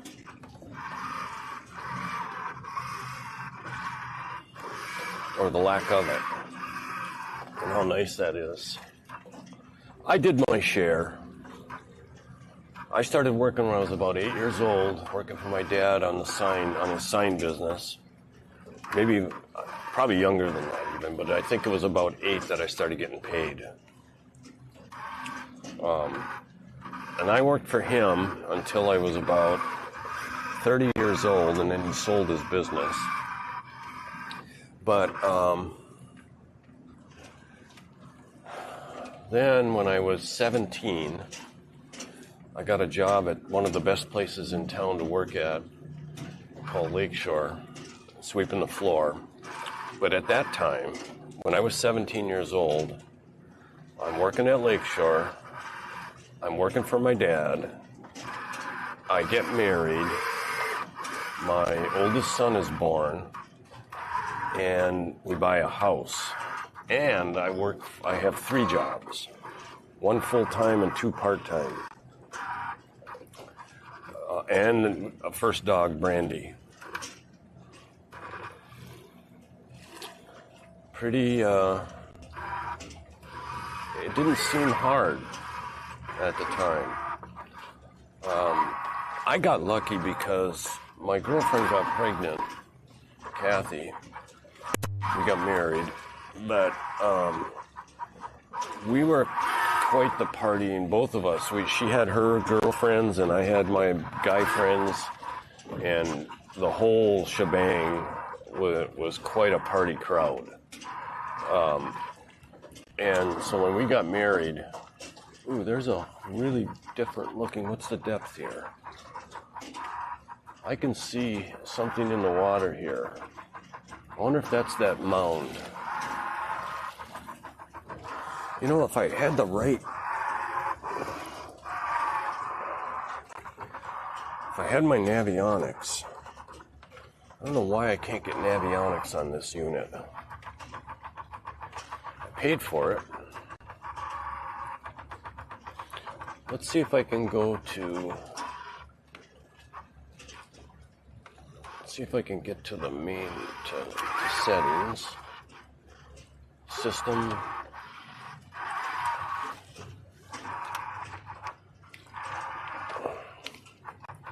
system information, software information, okay, software licenses.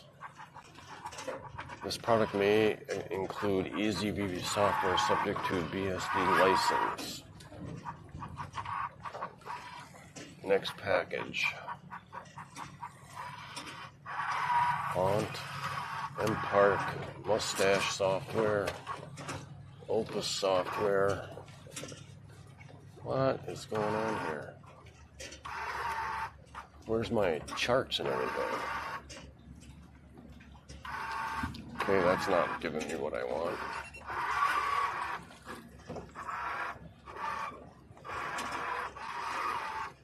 There's 2 pages to that. I don't see navionics anywhere. Okay, that's something I gotta figure out, is how do I get navionics on my charts? Okay, US, I got the US South active. Okay, so that doesn't say navionics. So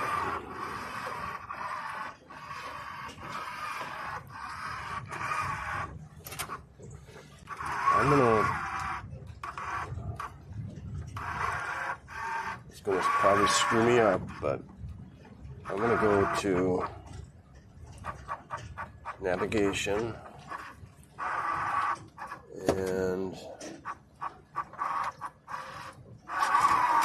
Lego, Auto, Aquamap, Active Captain, Garmin Voting, Navionics, okay.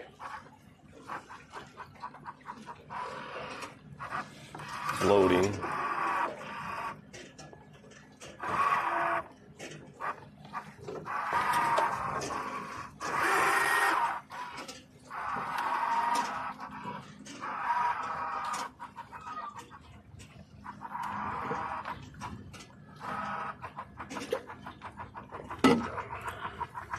Still loading.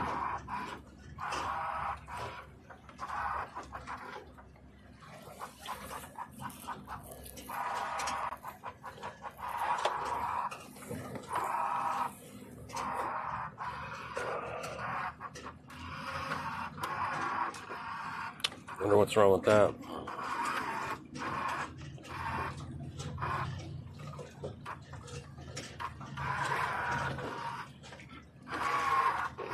So the motocross race qualifying and practice starts at noon, and then the race starts, I think, at 4, maybe 3.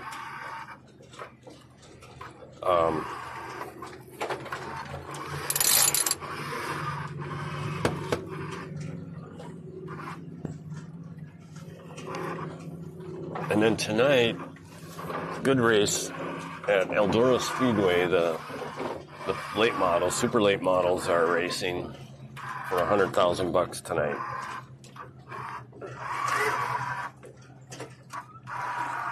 What's wrong with this thing?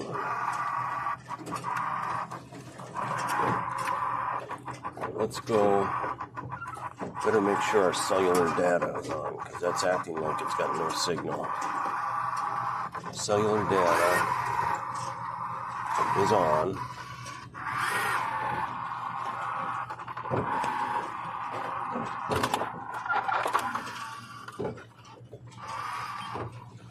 Okay, what happened? Why am I so far off course here? Huh.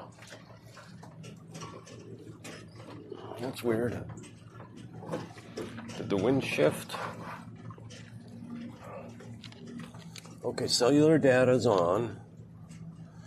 Wi-Fi, I'm connected to the Garmin. I wonder if I don't want to disconnect from the Garmin. So let's just try loading Navionics again.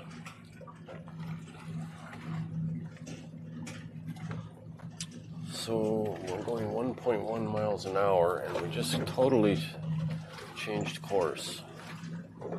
Might be because the wind died down a lot. What the fuck is wrong with this thing now?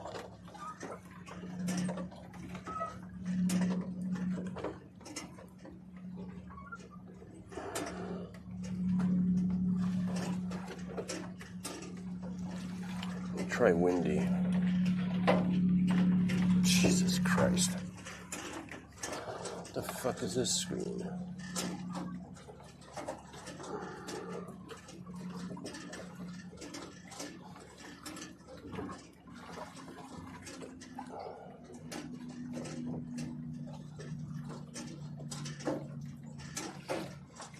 What the hell is this shit?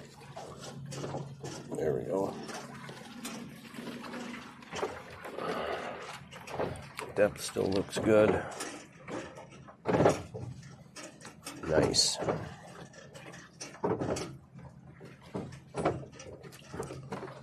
All screens that don't look normal to me. At least I can get it. That was the main thing. Now let's go back to Navionics.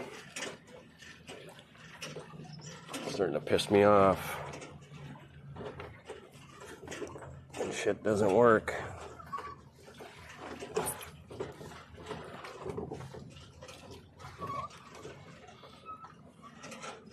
Well, I'm not gonna fuck with that any longer. I have to figure that when I get back.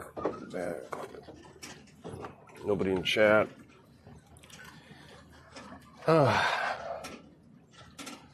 So it's weird. I guess it's because the wind died down to nothing.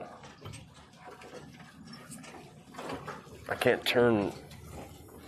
can't stay on course anymore.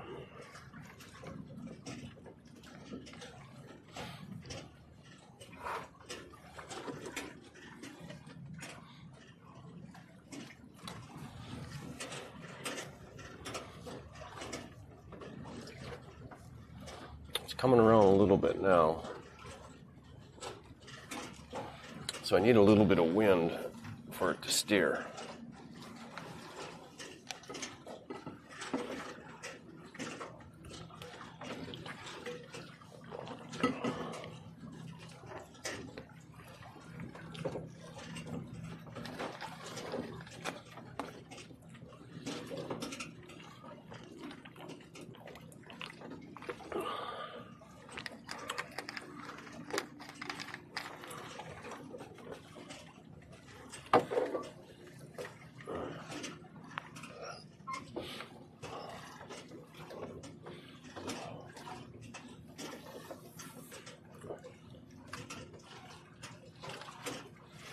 I'm going to check this one for Navionics.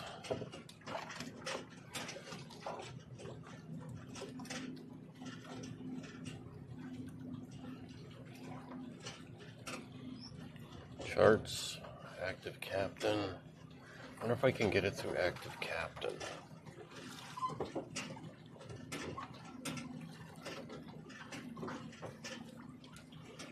What's one chart?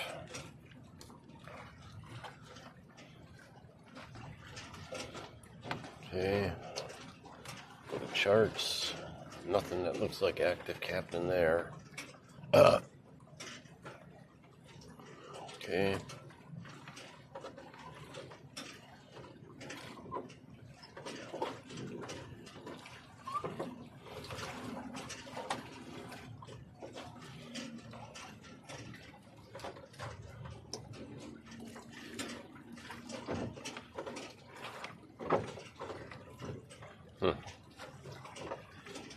Menu.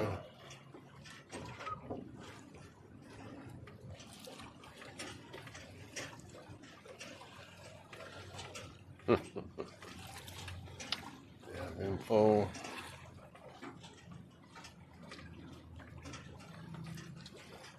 Manage data, maybe?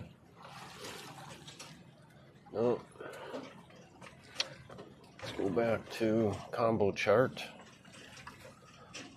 That does me no fucking good whatsoever. I got the side view and the traditional view, and I don't see fish, I don't see nothing in it. Yet on live scope I can see a lot of fish. Why?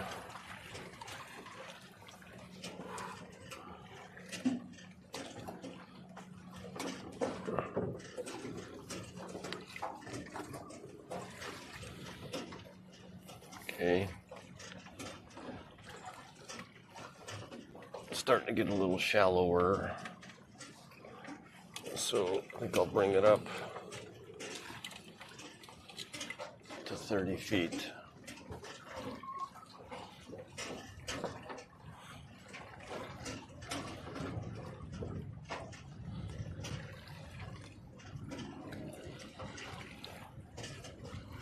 Wind's picking up, so I'm starting to turn now.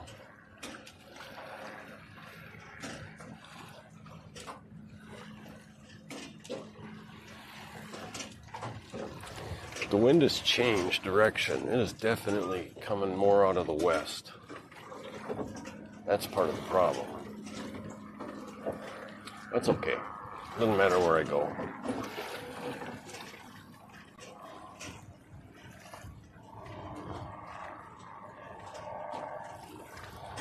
Helicopter, little one.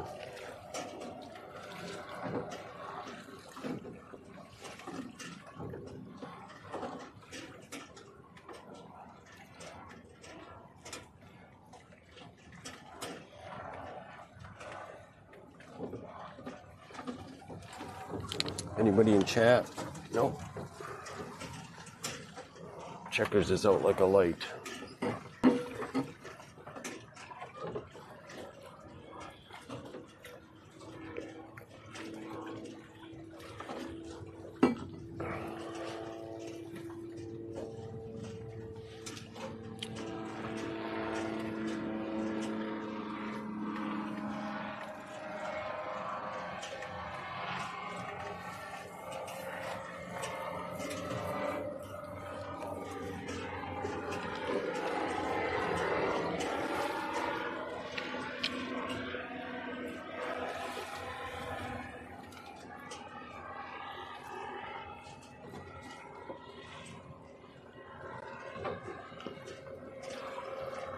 So people who fly a lot, love it. I'm looking up there at that thing, and I'm thinking, well, there's a lot of money, and there's a lot of fuel, and there's a lot of danger, a lot of thrill, too. I've done plenty of money-wasting, thrilling things in my life, but at this point, I just seem to be fine going really slow, letting the wind blow me for free. Of course, you got the investment in the boat, but at least I'm not buying much gas. I'm losing my connection to helm, so I don't have the chart plotter streaming anymore. Why? Why is that? Says it's connected. All right, let's go back. Let's check the check the settings, see if we're still connected. Yes, we are. We're connected to the Garmin 4351. Okay, and we'll go back to active captain. Go to navigation, active captain, then we'll go to helm, and we'll connect, and it won't work. Yeah.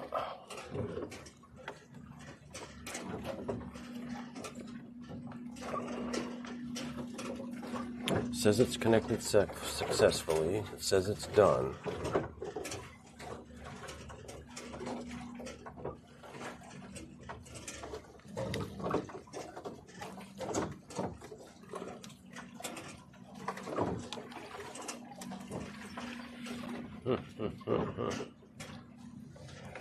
Well, that worked good for a while. Okay, we're going over a little bit of a hump here.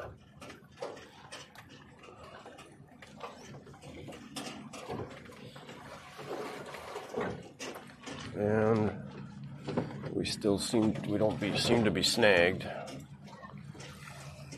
But when we go down the back side of the hump, oh, look at the fish. I can't show you on screen because my frickin' thing won't connect.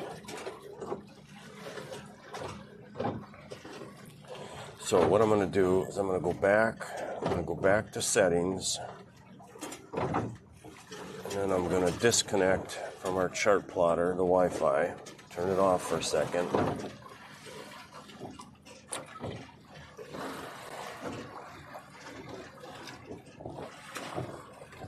Then we'll turn it back on. It's connecting to the Garmin.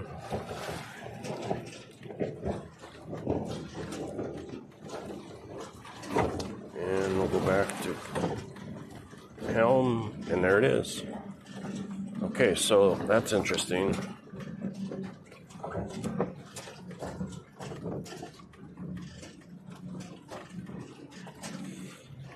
Okay, nobody in chat.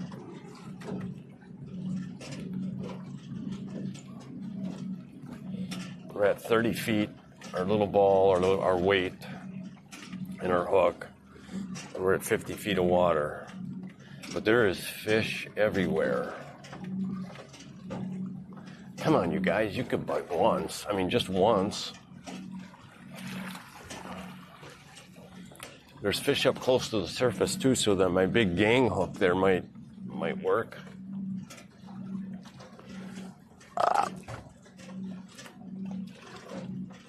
Okay, we're at 1.3 miles an hour. Oh, lost the fucking chart plotter again. Oh, this is aggravating.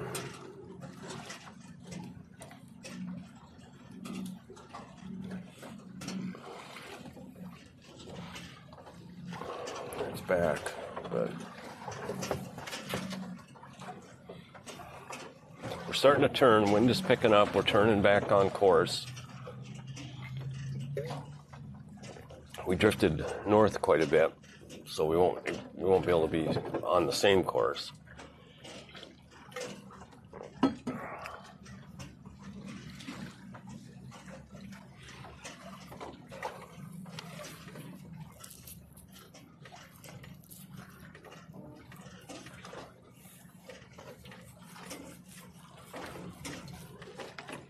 Nobody in chat?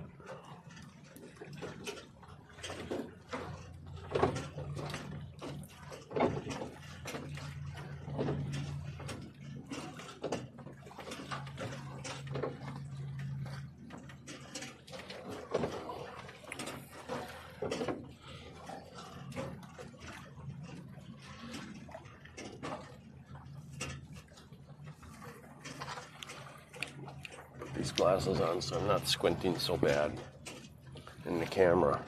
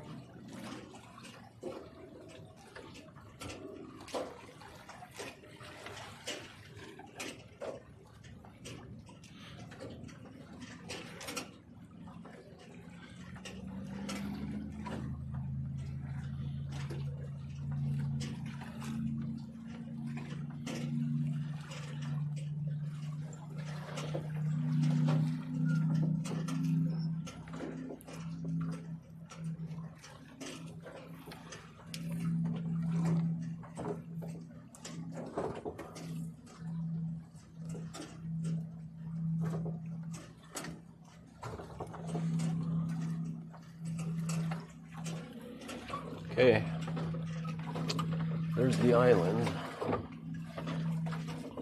There's actually a dock on that island.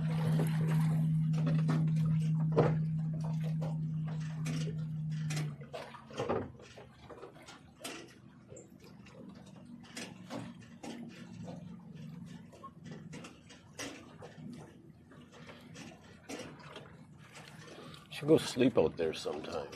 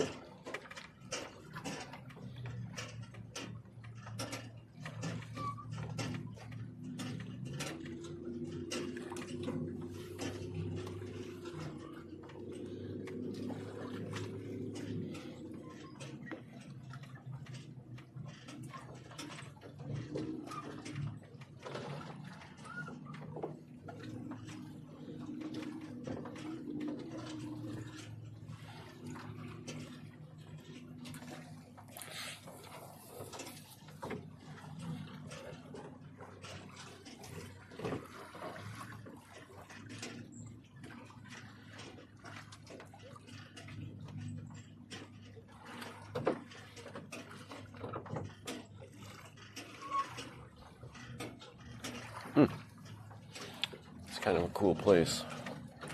It's got a dock, it's got some trees. There's 1, 2, 3, 4, 5 boats there right now.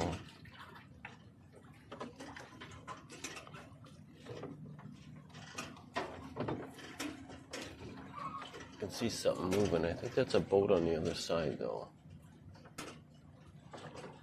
Weird. Yeah. I thought it was a dog or somebody running on the island, but it's actually a boat.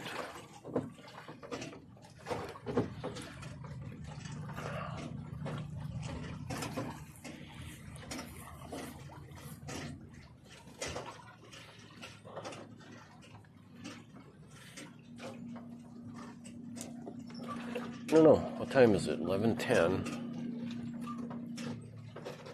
I want to put the race on at 12 on the iPad on Peacock.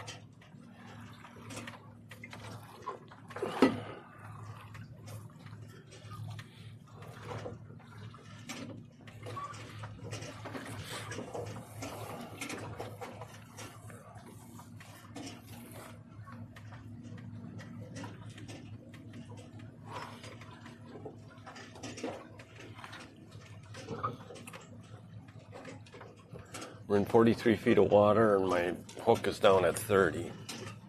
One hook's at 30, the other one is probably... You know what? I'm going to turn my thing here and see if I can see that hook, that gang of hooks.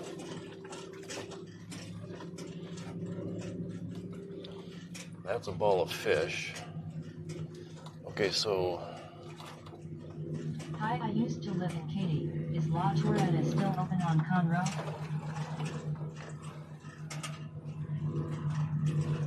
Yeah, I think it is.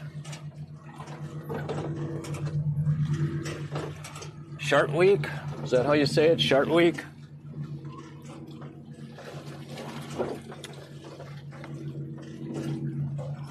I think I saw a restaurant named La Torita. What is that? La Torita. Cool. Where do you live now?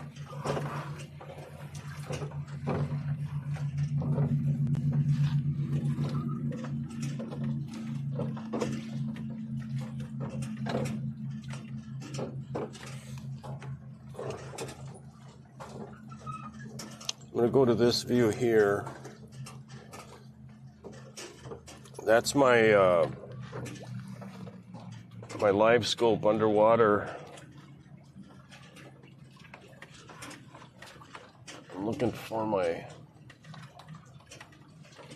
There it is, I think. I live in the UK, but I was in Texas for 10 years. I used to go out on my buddy's boat a lot on Conroe.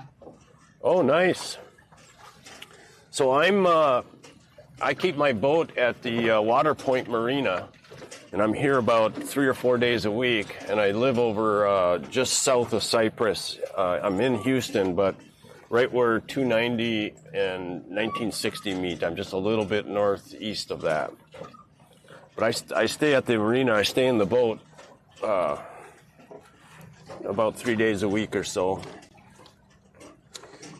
So that view was my underwater live scope. There we go, it's back. And you can see two little balls at about 30 feet. One of my friends lives in Bridgewater on Cypress. Oh, okay. Yeah, I think I know where that is. How do you like it in the UK?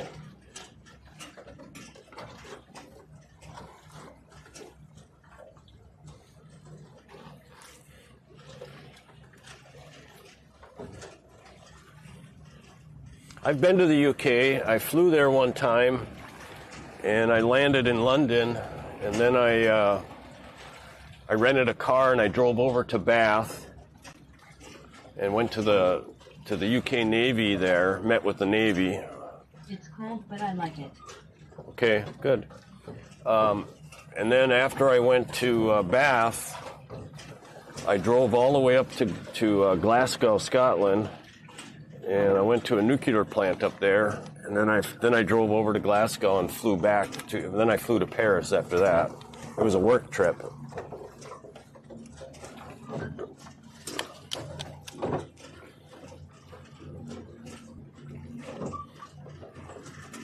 That's a long drive. Yeah, it was fun though. It was my first time to the UK, and I never drove on the left side of the car before, or the right side of the car before. So I rented a Ford Fiesta, which was a pretty decent performance car. So driving that all over the UK, that was pretty special.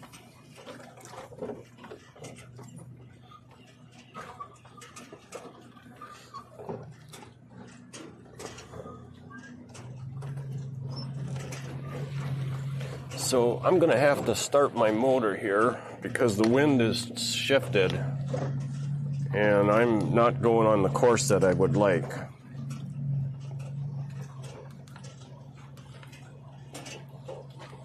So I'm going to motor sail because I'm getting kind of close to that island over there. Can you see that island in my camera? What are you fishing for? Did you catch much? I caught a catfish a little while ago, but it was too small, so I threw it back.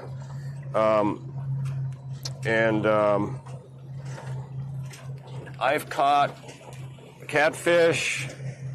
I'm trolling, so I've got 2 lines out right now, and I've got my sail up, and so I'm moving at about a mile and a half per hour.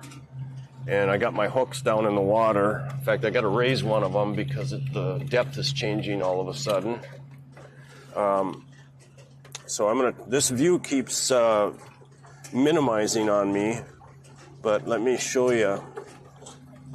So that view there, you can see at about 26 feet down, there's 2 little white balls, and that's my weight, my trolling weight, and it's a 5-pound ball that brings the line down to that depth. Oh, see, I keep losing the freaking thing.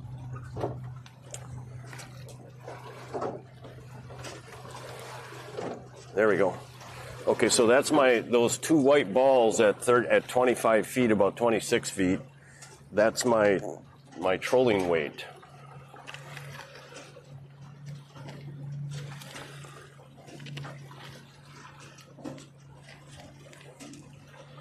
There we go. Now Okay, that's a great display. Yeah, I keep losing it though. So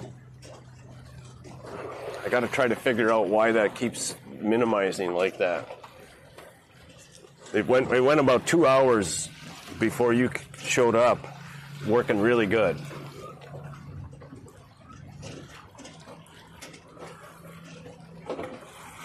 Have you ever fished out here?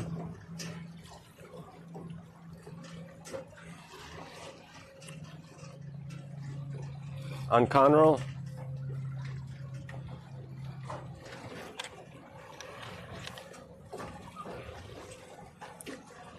See, on this pole here, off the port side of the boat, that's where I have my downrigger with a 5-pound ball, so it brings the hook down to whatever depth I want. And right now I'm at about 26 feet. And then over on this side, I have another line out, another pole out, but I don't have a downrigger. I just have quite a bit of weight on it. And I've got like a gang of hooks on it, 5 different hooks and lures. I've never caught anything on that. It's not very far under the water.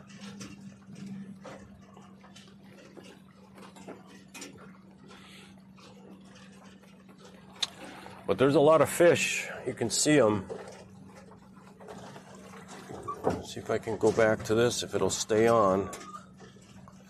So you can see there's quite a few fish down there. I just went out with my friend on his boat a few times on July 4th. Didn't fish much, but I do a lot of fly fishing here. Oh, nice. I've never heard of fishing in the UK. Not that I didn't think anybody did it, but I just never heard of it. What do you fish with fly fishing? Do you fish streams for trout and stuff?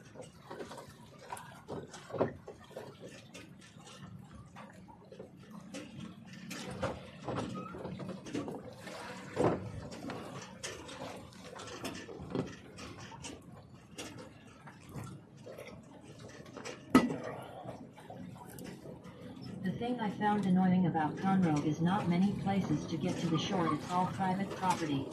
That's true. And expensive property.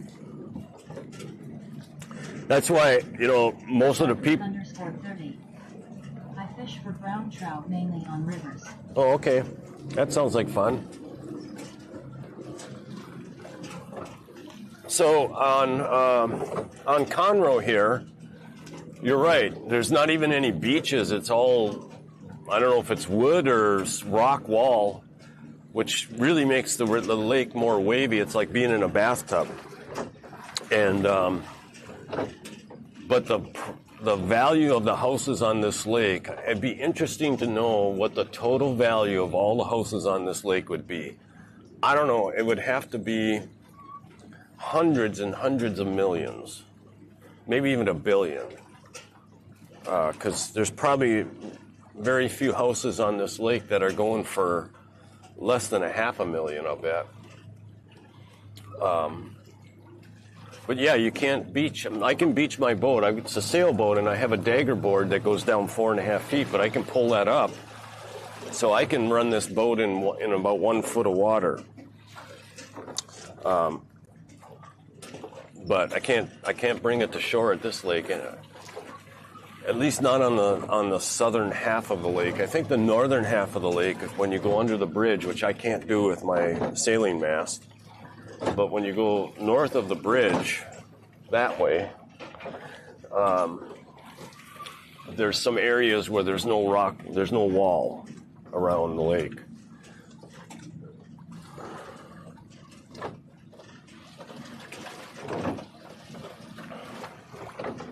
So I'm going a little less than a mile an hour. I want to go a little bit faster. So I got my trolling motor that's mounted up on the bow.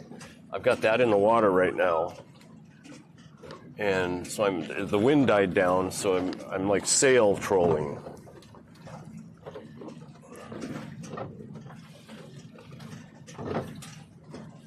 Yeah, I caught a catfish about a little while ago. So what I'm doing is I've really got this boat on this lake to get prepared. I'm practicing everything. I'm preparing to do what's called the Great Loop. If you look it up, if you Google it. I have to go collect the kids. Interesting stream here. Thanks. I'll look out for it in future. Okay, thanks for showing up.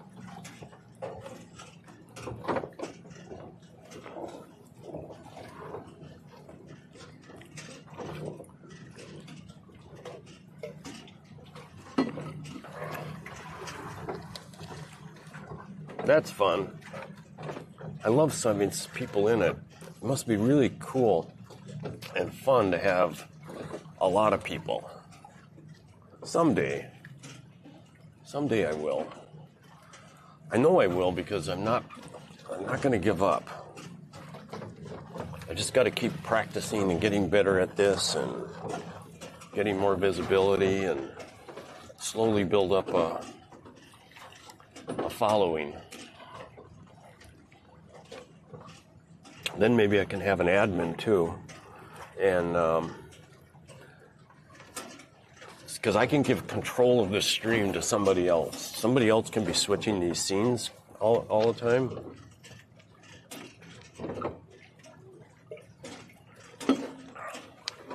Oh, you know what? I never even thought of it. I was concerned all this while that my chat wasn't working, voice chat. But it was. I can hear it down there. So I'll have to check tonight to see how loud that is on the stream.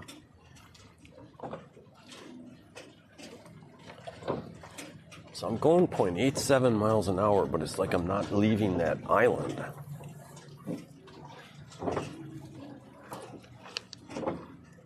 I don't want to go too fast. I'll go to 5 power.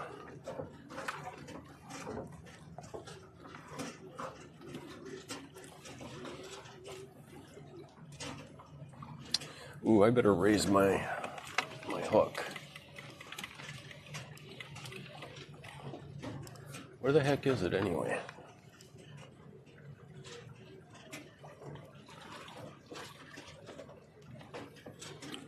Where am I at?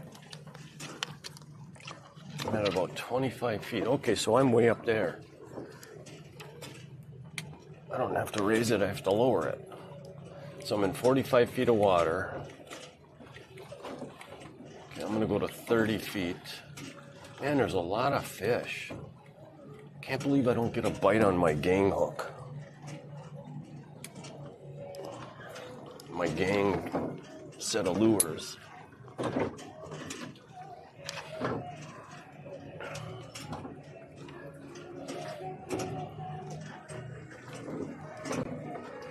So my chart plotter is staying on for a change. Look at how that doesn't look right. It must be a jet boat.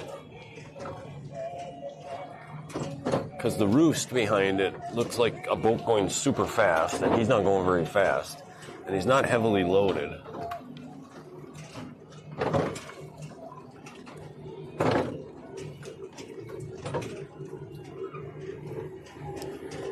Man, there's a lot of people on that boat. 1, 2, 3, 4, 5, 6, 7, maybe 8. Wow.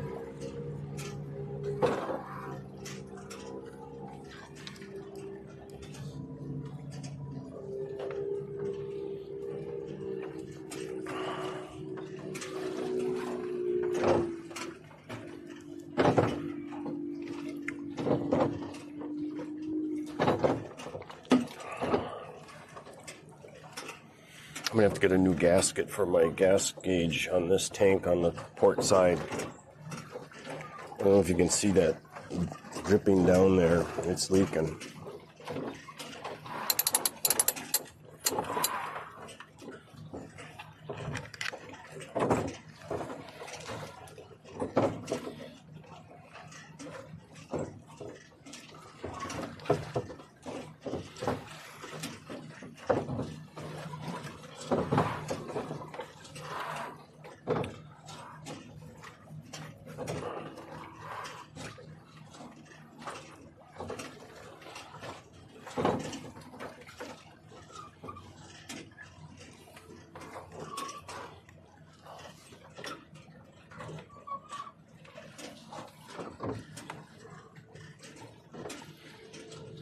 Oh, this is nice.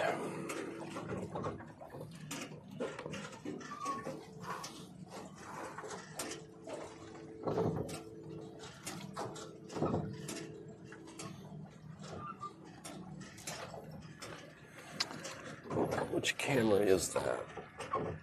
Okay, that's the Sony camera.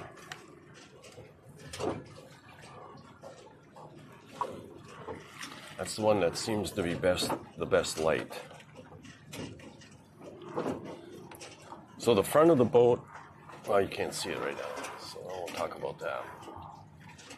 There's that helicopter coming by again.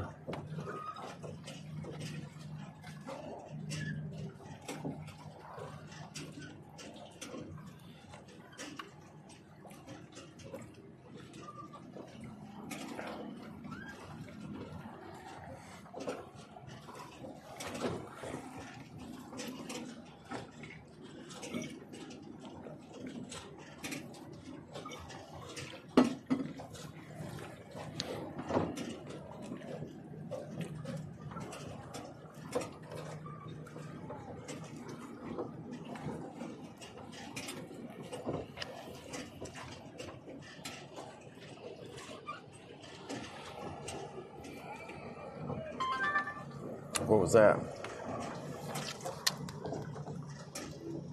Okay, low battery on one of the cameras, so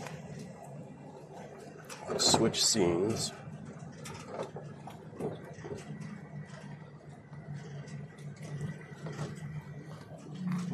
So it's my head cam. So I'll take that off and pop the battery out.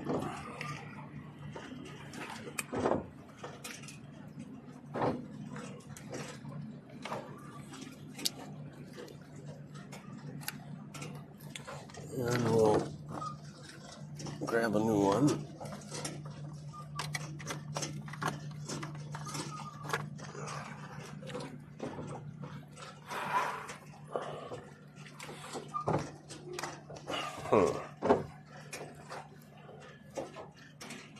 Now I don't know which one is which.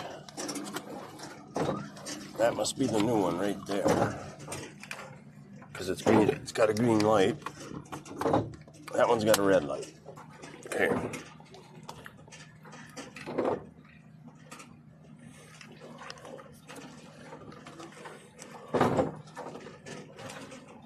Ooh, put that in wrong.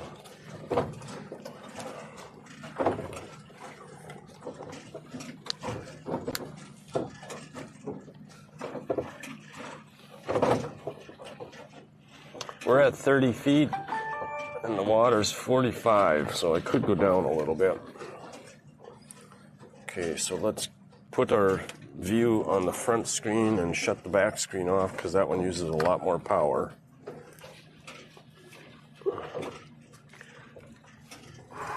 And then we'll rejoin. Searching, connect. It'd be nice if that was all seamless instead of having to touch it 4 times. Okay. Note, no SD card. That's okay, I don't need it. Okay, now we'll go back to that scene. There we go. Okay. All right. Quick battery check, change.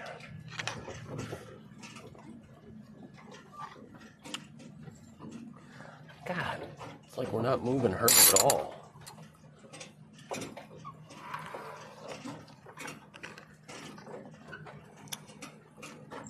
I got the trolling motor on 5.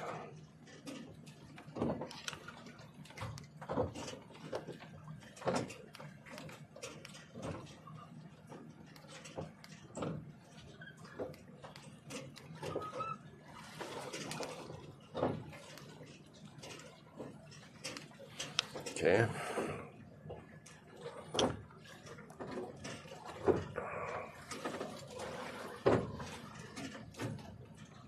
Now we're going 1.2. I went up to 5 speed, fifth gear.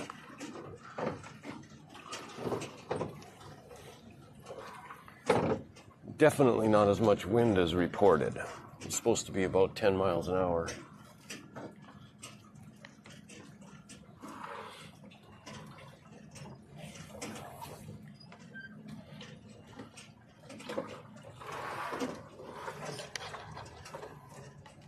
Nobody in chat.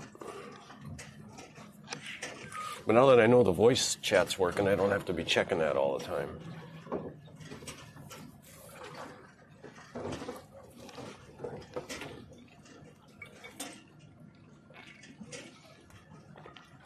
Coffee's still warm after almost 5 hours.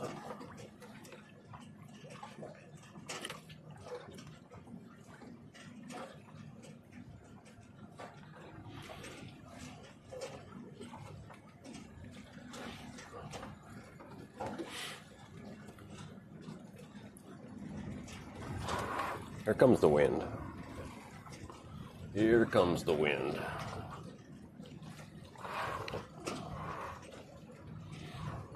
Oh, I love doing this. I'll put these on because I feel like I'm squinting again.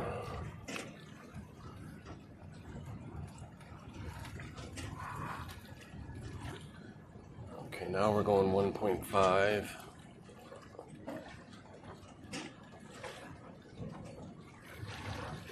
The wind is picking up. I might be able to shut the trolling motor off again.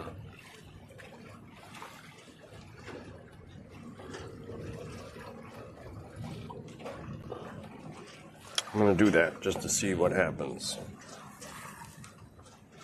Okay, props off.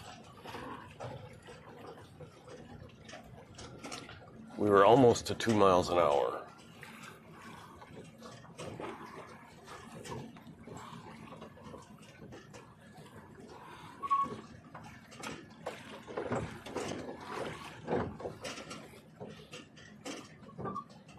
And there's not enough wind to really keep the boat going, so she starts to turn on me. And we're down to 0.4. I wonder what happens if I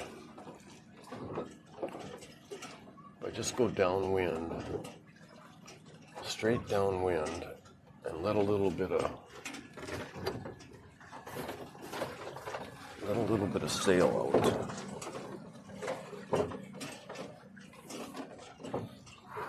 So it's almost like a Genoa. Now we're going 0.9. So we picked up a little bit of speed.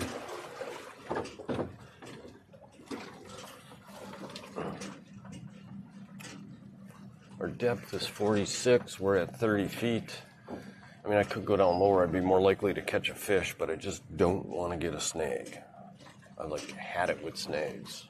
I got snags the last 2 times I went out.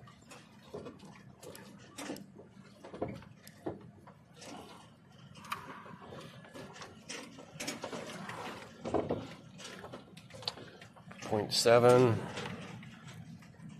That's an okay trolling speed, especially for catfish, which is really what I'm fishing for right now. Both hooks I've got a hot dog on.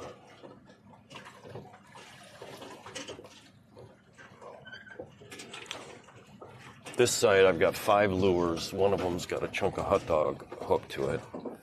This side I've got one Rapala lure with a chunk of hot dog hooked to it. Okay, we're going 1 mile an hour now. So I just turned downwind a little bit. Downwind, so I'm almost a lot closer to downwind. And I've got the sail ballooned out.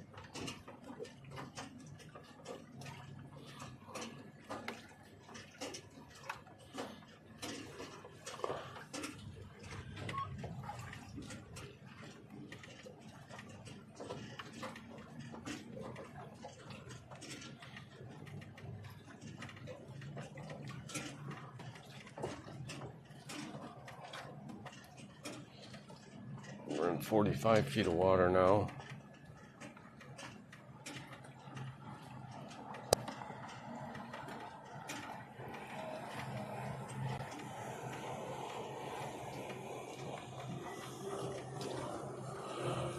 I went to bed pretty late last night. I was watching a race, almost midnight.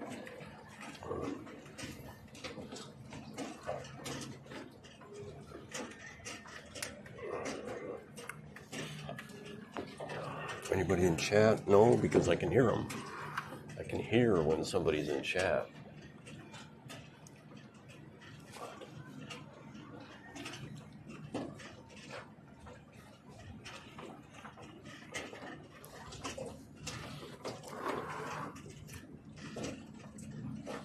So the guy that was just in chat he's from Texas. He lived in Katy, and he has a friend that lives not far from my house in Cyprus, and he moved to the UK. He said he had to go pick his kids up, so he's of that age. But his buddy had a boat out on Lake Conroe here, and he went out on the 4th of July a couple of years. It sounds like he was out here twice or so. So he might have seen my stream because of Lake Conroe. That might be how he found it. I wonder, I should have asked him. He's on Twitch.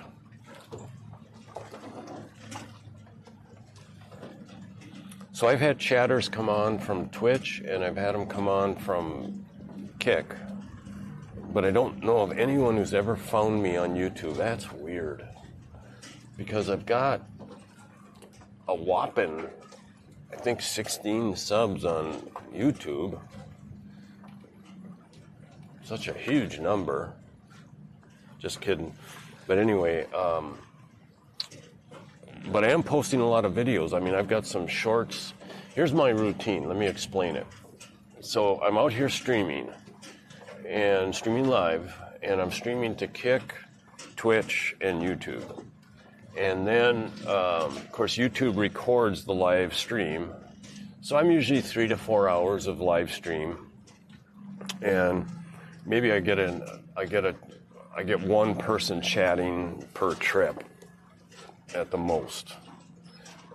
Some I get none. But anyway, I'm practicing anyway. At first, I didn't really want anybody to come on because all my gear and my skills at being entertaining are low.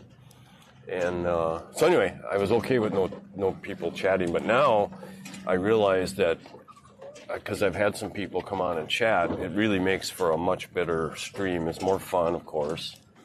I mean, that's what the whole thing's about, is having people on. So, but anyway, now when I get back, I download that live stream file from YouTube and download it to my computer, and then I go to YouTube, the video portion, not the live portion, but the video portion, and I re-upload that live stream up to the video side.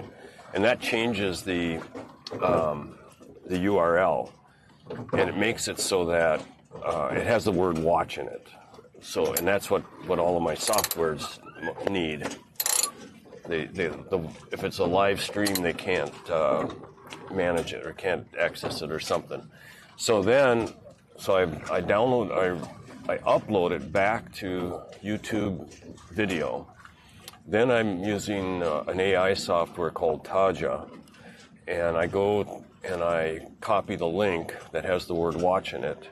So then I start the video, and then while it's running, I copy the URL which has the word "watch" in it, and then I paste that into Taja, and then I press go, and Taja will create all the EOS or SOE or OES tags and all of the search lingo, and then it optimizes it, and it also creates a what do you call it, where you have all the timestamps. Starts with a T. Anyway, it creates that, all the chapters. And then it gives you suggested titles that will do best for search engines or attracting people. And then I press another button and it starts creating thumbnails. And some of them it's getting better. 6 months ago I was using this software and those thumbnails weren't good at all. But now they're pretty good. And then I take that thumbnail, and it's never quite right. Sometimes AI has misspelled words, or it has a tendency to use the word epic all the time, and nothing about what I'm doing is very epic. So I usually I take that thumbnail and I bring it into Canva, and then I edit the text and I move some things around, and I have a logo that Taja adds to it, and I usually have to move that. And so then, after Taja's done, I press publish, and it sends all of the EOS data and the optimized video and the thumbnail all up to YouTube like it's a brand new, like you've just uploaded a video that you recorded. And it replaces the one that was there. So now I have a live version on the live side of YouTube, and I have a video version on the video side. Now, the next thing that I'm starting to do, which I've got one video up, where in Taja, it also creates clips and shorts. So I go through, it usually creates anywhere from 20 to 30 different shorts for one of my 3-hour streams. And I go through those, and none of them are really very great. I don't have enough exciting things that go on in my stream, and definitely those shorts work best when I'm communicating with somebody in chat. So I publish some shorts, and I've been getting over 1,000 views on some of those, and I almost always get 50 to and up views. And but to the point, the next thing I'm doing is it also creates clips, and those are usually, the shorts are about a minute. The clips are anywhere from 2 minutes to 10 minutes, roughly. Maybe I think I saw one that was 11. So what I've been doing is pulling those into Canva and put them in the right sequence, start to finish, because they don't show up on Taja in the right sequence, but that's okay, no big deal. I just have to look at the timestamps. And then I put together a condensed video. The clips are like a highlight, but they're longer. Like a short is a highlight, but is short. So then I link those all together in Canva into one video. Like the last one I did, it condensed a 4-hour video live stream down to about 55 minutes, which is even too long. I'd love to get it down to about 20 minutes tops, maybe even 15. And that'll happen sometimes if I don't have too many things in my stream that look interesting to the AI software. So then what I did, and this is all not very well done yet. I'm not that good at it. But what I do is I put a transition in between. Like the last one, I think I had 4 clips. So I put a transition page in between each one of the clips so that it's not an immediate change of scenery. And then I put like a bit of an introduction to whatever the next clip is about. And so far, I haven't figured out how to use my voice, but I can do it with an AI voice. I typed something into it, like the last one was, I was kind of switching from some camera scenes to my live scope underwater scene. So at that break, I typed, meanwhile, underwater, and then I had a picture of a shark underwater. And then it flips over to my live scope, my underwater view. So that's kind of fun. I mean, one of the things I like doing, and it's always been part of my work life, is I like creating processes for things. My good friend and boss, James Martin, used to say something to the effect of, "I'm the best process guy he's ever seen." So anyway, think about that. What I'm doing here is I've got I got 4 cameras, I got my underwater live scope, I've got 2 phones, an iPad, I've got a YOLO box switching device, I've got the Live View bonding system, which is now sending the signal out on 4 different modems, 4 different cellular modems. 2 of them are Verizon, one's AT&T, and one's T-Mobile. And then also my Starlink satellite dish that's up above. You can see that in that above shot there, the Starlink. So my signal is going out on 5 of those. So I got about a 7,000 kilobyte per second signal going out. Is it megabyte or it's kilobyte? Must be megabyte. No, it could be kilobyte, because that's a speed, not an amount. So, actually, I'm not sure if it's a speed or an amount. But anyway, it's 7,000. So it breaks it down to about 1,500 or so kilobytes per second on each one of the modems, and then another 1,500 going out on the satellite dish. And I've got all of that set up because I want to travel the Great Loop, which doesn't have good cell signal. And also, actually I bought that and I set this all up before. I've had this for a couple of years actually, and before Starlink was a thing. You couldn't put Starlink on a boat for a while unless you paid the enormous, like $2,500 a month mobile boat version of Starlink. But now you can do it with the roaming version of Starlink. So, all right, so I am pretty far down this lake now. I'm the farthest I've ever been.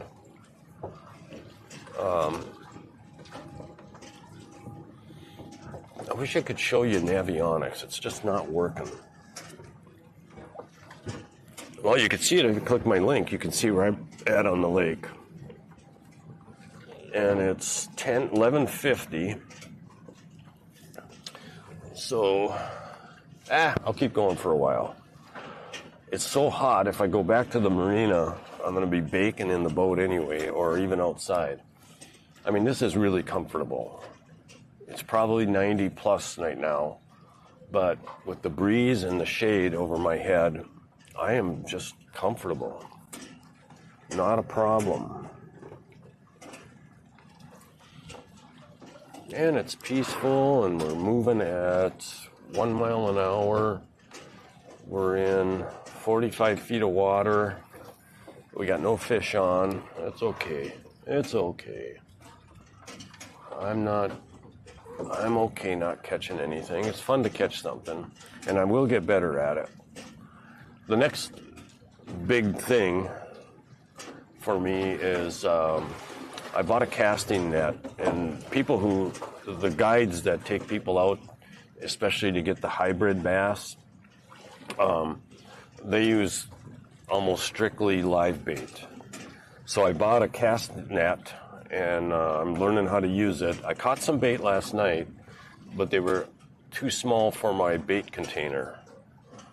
So I gave them to my neighbor. Actually what I had was one of those fish things you put a bigger fish in and keep it in the water. I forget what it's called. Not a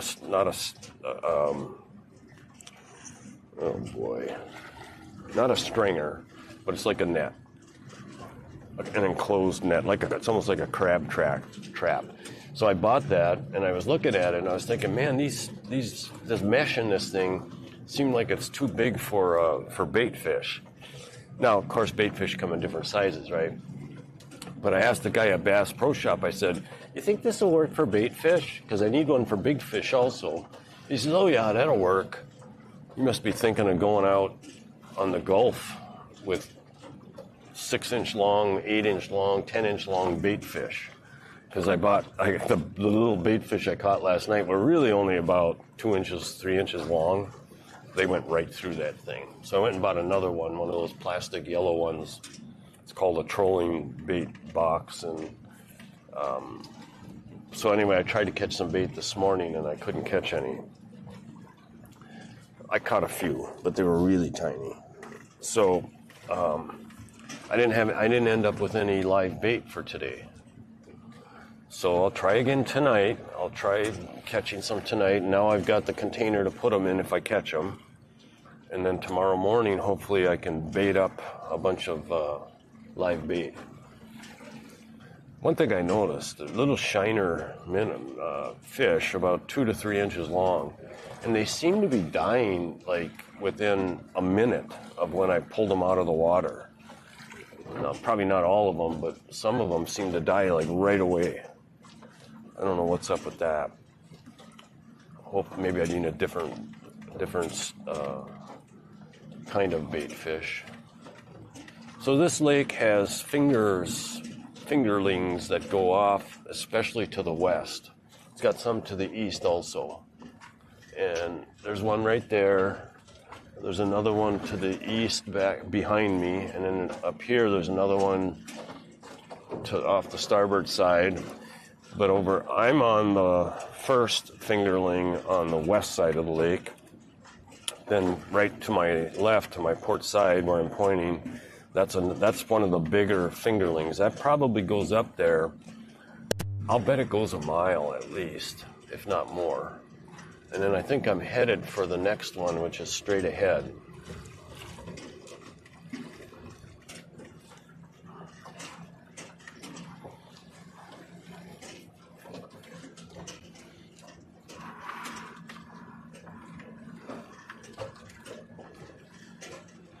We're in 48 feet of water, hook's down at 30. I'm probably going to pull the sail in here pretty soon. It's 11:55. So I'm getting ready to turn the motocross race on. How about that? So what I'm going to do is I'm going to pull this iPad out. I'm going to get out of Active Captain, and I'm going to find Peacock. Come on, there it is. Okay, that's going to be full screen, so I'm going to lose chat, but that's okay, because now we know chat's working. We'll go to sports, and there's the motocross race. Watch now, but it won't be on yet. Okay, there we go. There it goes. It's starting. Race day live from the Toyota Thunder Valley National Round 3 of Pro Motocross. Qualifying for the A group of both classes now complete. What? A couple riders will still go out on the track in the B group. I'm watching Caden Manier going to make his pro debut today after winning SMX Next last week in Hangtown. He's about to... So Chance Hymas is fast time. Deegan second. Over Hayden Deegan, time master full top 3. Marchbank's Kitchen. See Tom Bale 11 ahead of Moseman. A couple triumphs here with Smith and Fortner in the top 20 for the second time this year. Monster Energy Fast Qualifier this weekend, powered by Maverick. It is Chance Hymas. Thank you, Jason. Chance with me now. We were just doing a little bit of reminiscing, Chance, thinking about this time last year and the first career moto win for you. That's got to give you some good vibes here coming in. Fastest qualifier. Sounds like you're feeling, healthy again.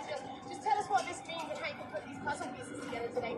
Yeah, this track definitely has a special place in my heart. First moto podium, first overall podium, and my first moto win here last year. So. Yeah, it's definitely, I feel more at home coming back here and spent the week in Idaho with some family, and it's kind of like this place. So, yeah, good vibes all around, and I want to get back in this thing, so I need to be doing this, and yeah, excited for the motos. See you out there very soon. Thanks so much. Best of luck.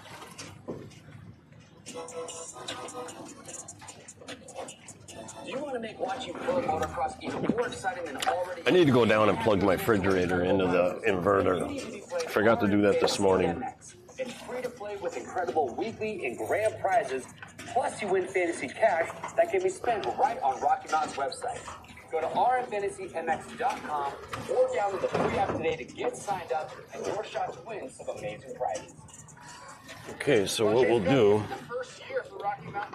is we'll put the autopilot on. Series also the fix for this weekend as well. Oh man, we're designed to be a part of it. I love motocross, kind of the heart and soul of dirt bike, right? So we're the best for future customers.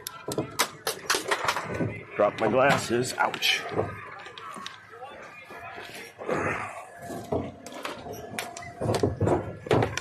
Wow. Pretty rough out there. Okay, right now, solar's charging 200 watts, and we're using 160. We're down to 88%.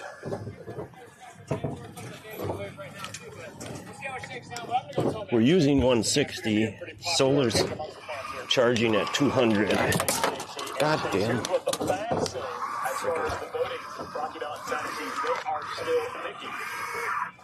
Lawrence, Toback, Plessinger in that order, but the numbers might be changing after those qualifying sessions. Okay. Cooper, Lawrence, top 5, and the wild card to 7th place. They're picking Cooper Webb for that. He was 7-7 in the 2 motos last week, but we have. So this must have started at 11 today. Didn't realize that was starting that early. Mitch Kendra, racer at 7 Because 2 rounds of qualifying is over already. Overall podium for him, that's in both classes, so he is very good, and he could be in play for the win. The Parts Unlimited upcoming schedule. Here's how you watch the Toyota Thunder Valley National 450 Moto 1 on Peacock or the SMX Video Pass outside the United States at 3 o'clock Eastern. Stay with us all day if you want to watch it streaming. Or tell your friends to watch on NBC. There'll be a 2-hour window starting at 4 Eastern, 250 Moto 1, 450 Moto 2. And the women's WMX Moto will take place inside the post-race show that will air on Peacock. And Oh, good. You'll get to watch their race today. All right. I've been wanting to watch the women. Motocross.com for all the info. Women get 6 races this year. This is the 3rd one today. Eric Plessinger going quick. You know that Tomac, the Lawrence is racing the QOB there. Chance Hymas. 45 feet of water. 250s. The track continues to change for this afternoon. 4. James Stewart, Will Christian, and Jason Thomas. I'm Jason Blanca. Thanks for watching Race Day Live. What? 3 Eastern for the motos. Oh, you gotta be kidding. I missed the whole thing. God dang it.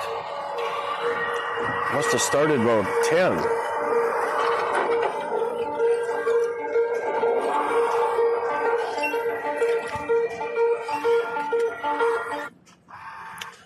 Okay, well, that's too bad. That's okay. I didn't see who qualified, how they qualified in the 450.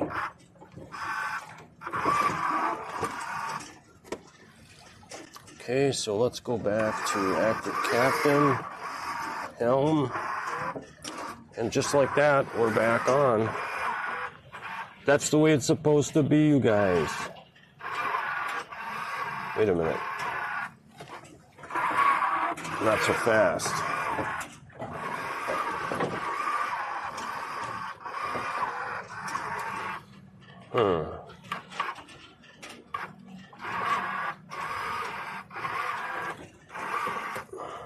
Better check my connection down here. That looks good. I think this is the one. I think I'm on.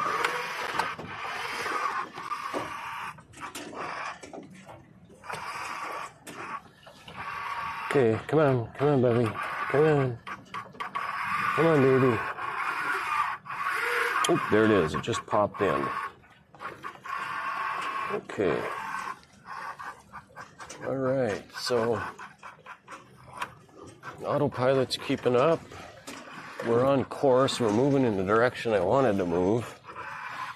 But soon I'm gonna turn and put the motor, take the sail down, put the big motor on, and start heading back.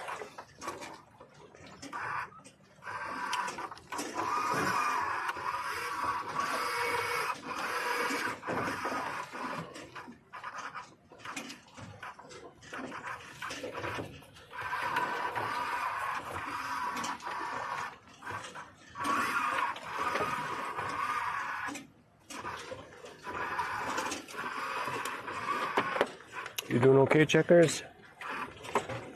He's moving the cables out of the way. They must be bugging him.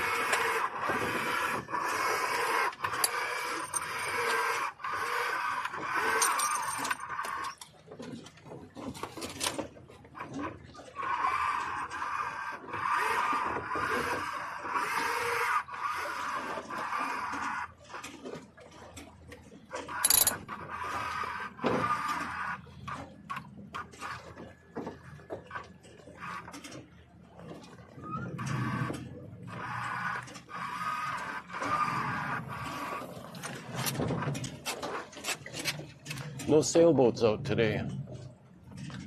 It's kind of weird.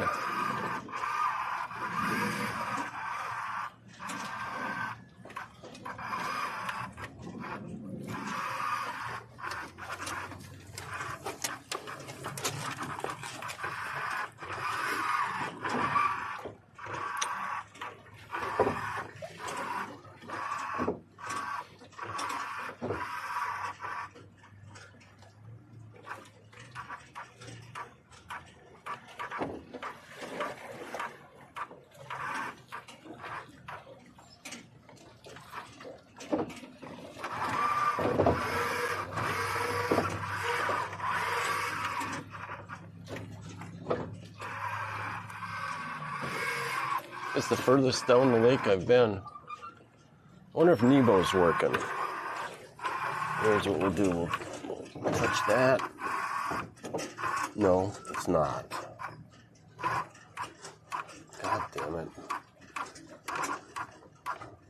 So I have to mount that thing out here somewhere.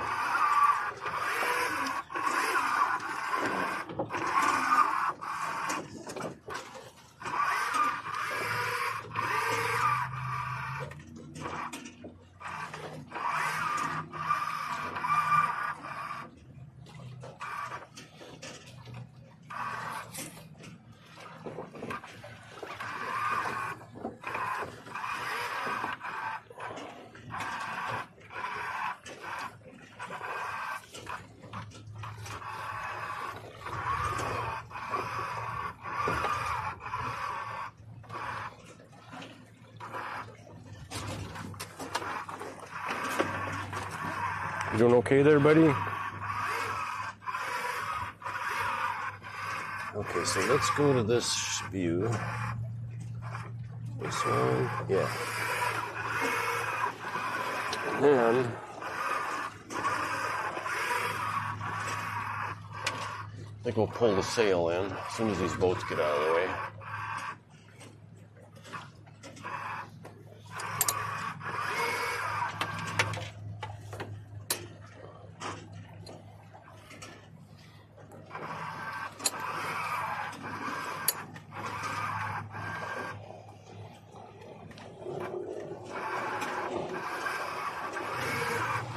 What is this freaking guy doing?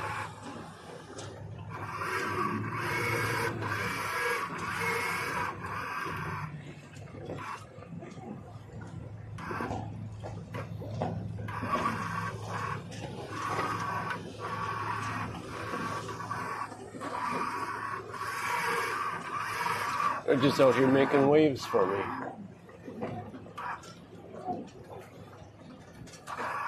Okay, so this line will pull out like so. And then this line I'll hang on to.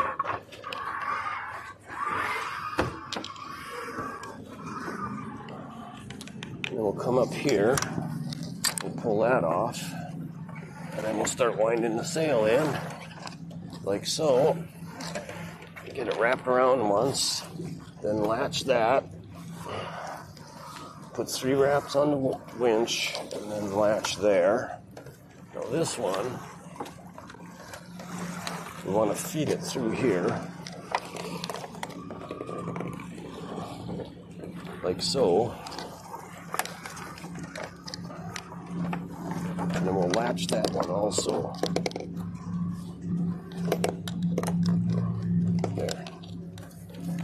Both of those are latched. And then we'll feed this guy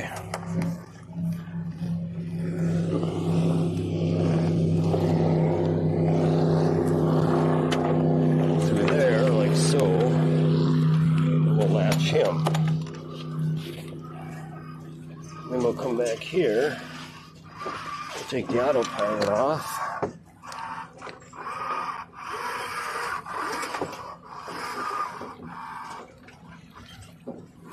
And we'll start the motor. We'll check the lines. Ooh, that's not good.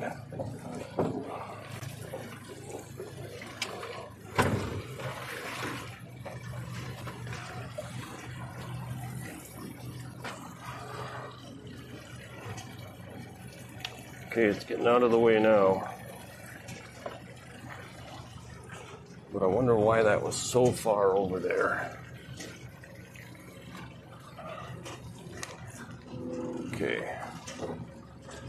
We'll get that line out of the way from the boat more. Then we'll start a slow turn left. Cameras aren't good. So god damn it, every time I go up to move the sail down, I want to have the cameras on it. And it's minimized again.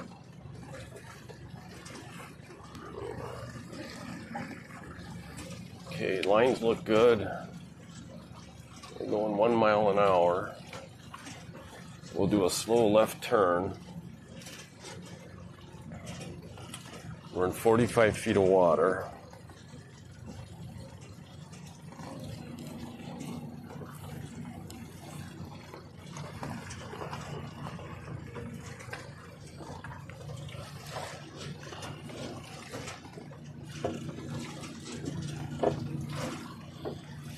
Okay, we're just about turned up. It's like riding a Bronco.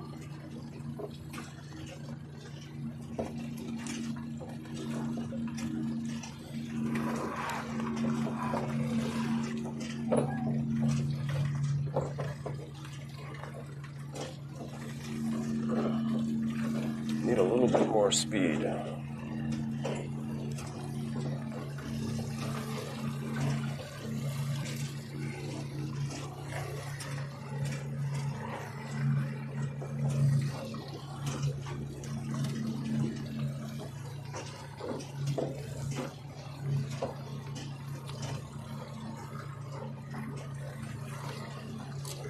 Nobody's in chat.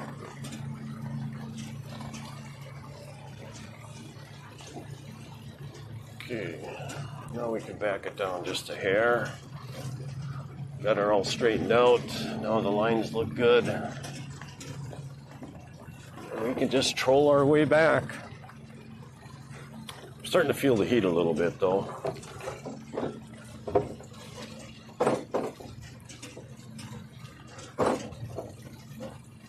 We're all fueled up, both tanks got probably got about 15 gallons of fuel, if not more, maybe closer to 20. And now I'm putting in the ethanol free because up here where there's a lot of boating, there's a gas station that's got it. Quick Trip. There's some marinas that have it too, but they're about $5 a gallon, and down at Quick Trip it's only about $4. So I think in fact it might be $6 a gallon if I remember right.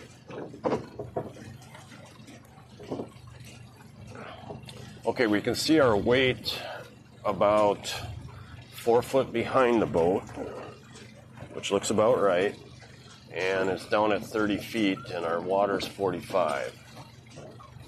Now the other line is, we've got 30 feet of line out, huh?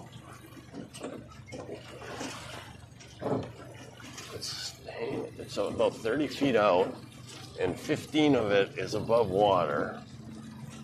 So we probably got 15 feet. We're down at 15 feet with that hook.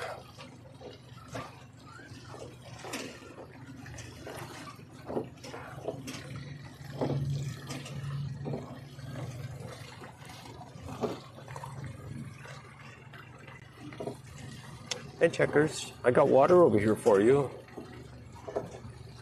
You don't need it, huh?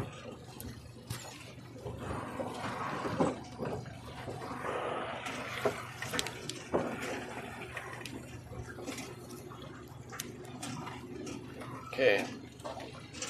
I should bring that trolling motor up.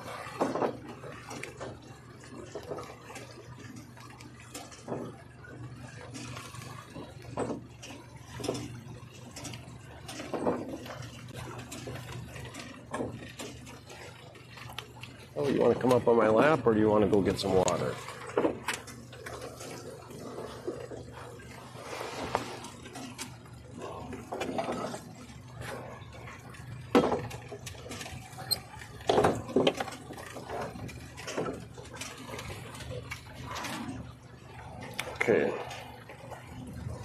finish bringing that trolling motor up,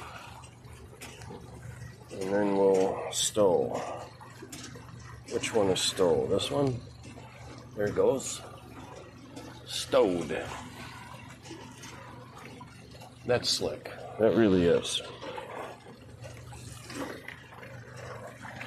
Wow.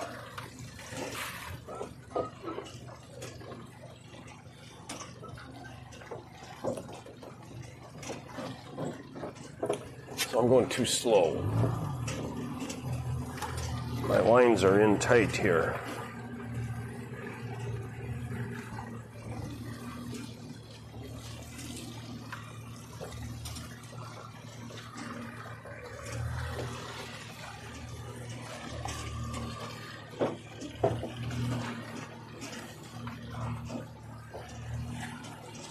.85 2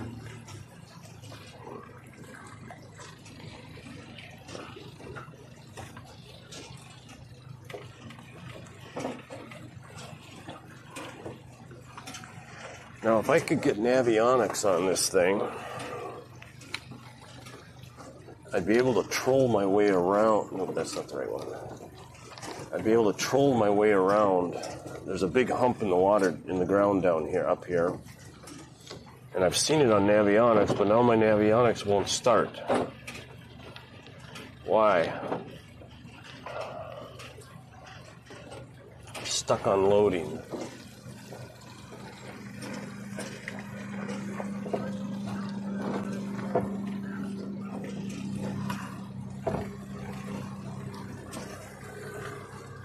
Pissed me off. I just paid good money for that too.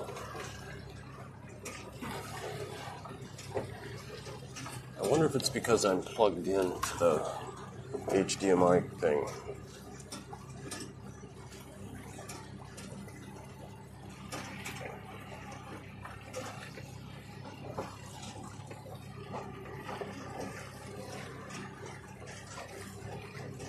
I'm gonna reboot this piece of shit.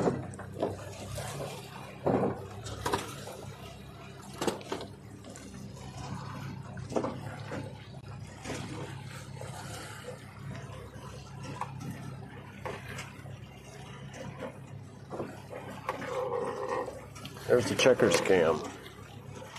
We'll do that for a while. A little bit more. There we go.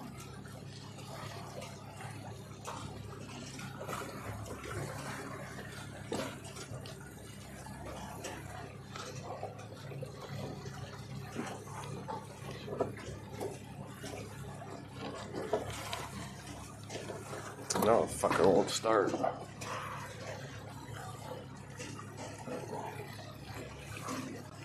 Wow.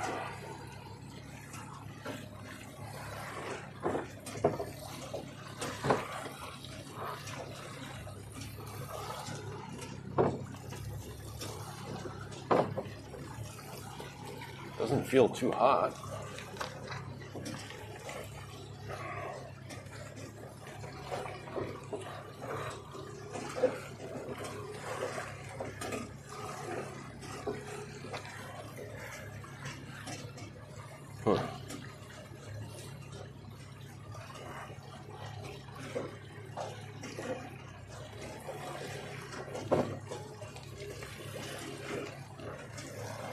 Hooks look good.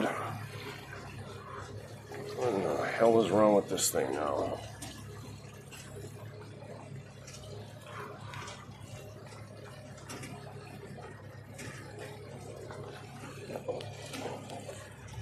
Will not start.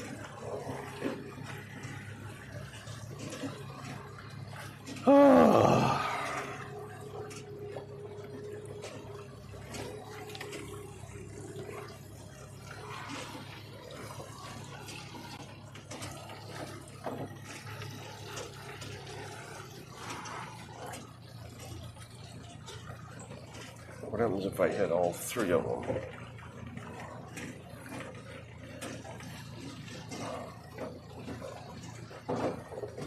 Unbelievable.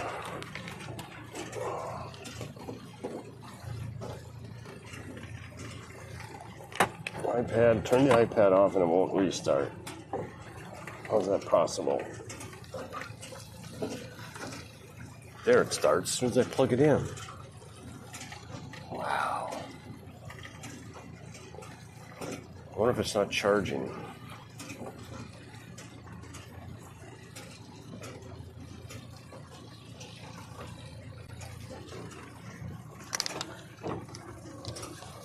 No, we're at 78%. Okay, let's check settings. I'm gonna hook to the Starlink. Okay. Now let's try avionics.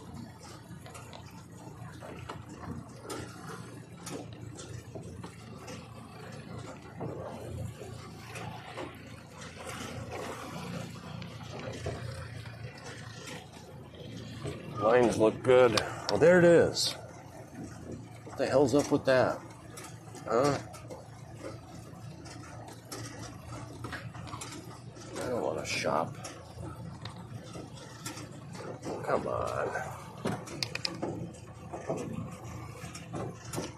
Okay, let's go to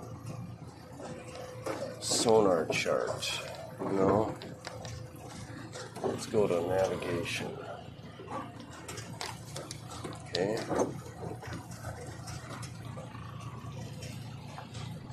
How fast are we going? 1.4.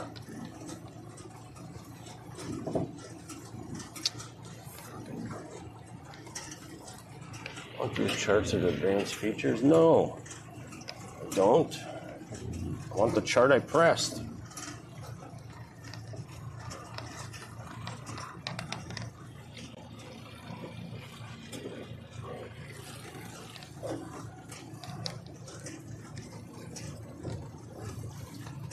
Shitting me.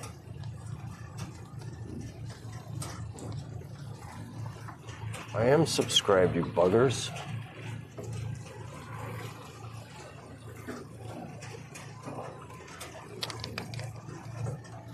Do I have to log in or something?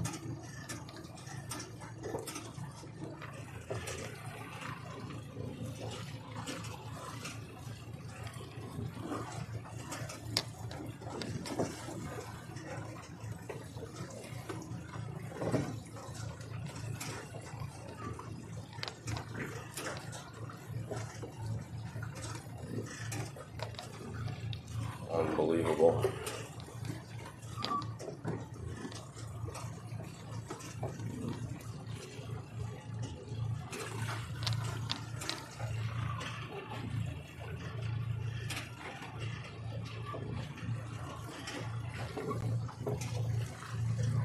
Boy, oh boy, I'll tell you. Just have to keep plugging away till you get everything working.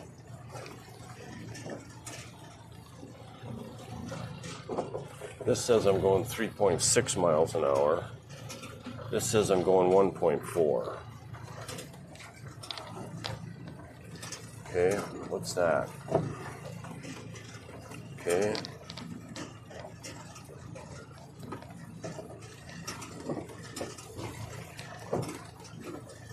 Jesus Christ. What a piece of shit. Software. Okay, so let's see if I go through active captain. Do I get something different? Sync with the plotter, enable helm, marine devices, Victron, charts are up to date. Let's go chart. There it is. How could I get that far off course? Huh? Somebody tell me. Somebody in chat. Somebody's got to steer this boat. Okay. Okay, so where am I on here?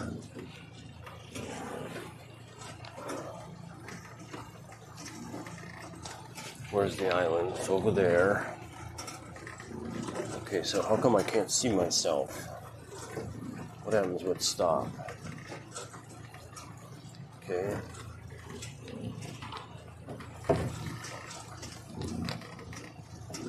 There's the island.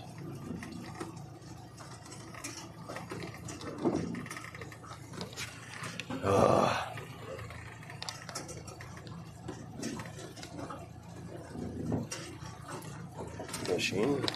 It's good. Stop what?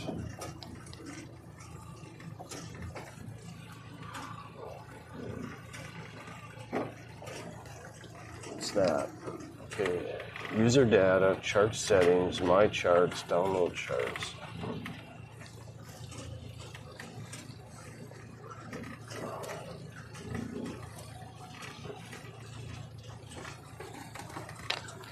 Is there anybody in chat that knows anything about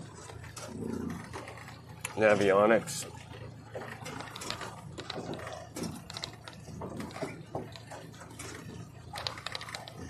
What's that guy?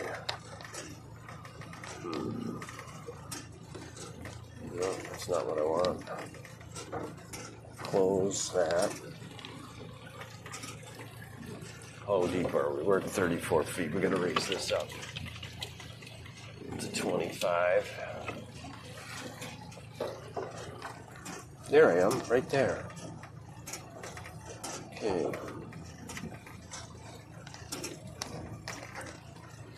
Now that's hard to see. How come you can't read those depths?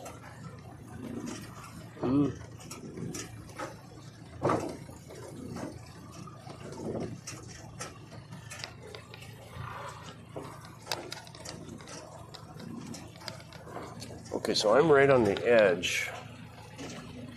I'm right on the edge of the bump right now. There's got to be a better view than this. Fishing, navigation. How about relief shading?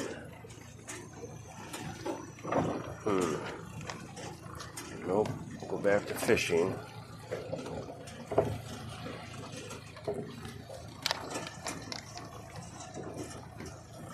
Okay, so just over this side, my port side, is a bump in the water, and I'm traveling the edge of it right now. We're in 32 feet of water. There should be a lot of fish right in here. There is quite a bit of fish. Let's bring this in a little bit.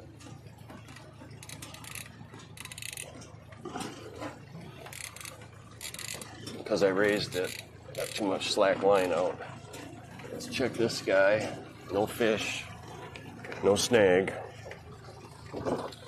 Okay, we're at 31 feet, and our hook is at 21. I'm gonna go up a little more, because I've gotten snags here before. We're going 1.5 miles an hour, that's good.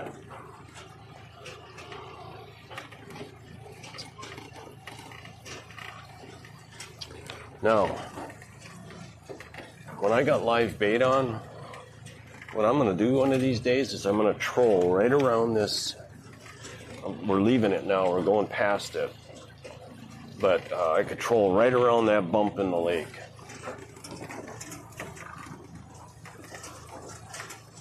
Wish I could see those depths better.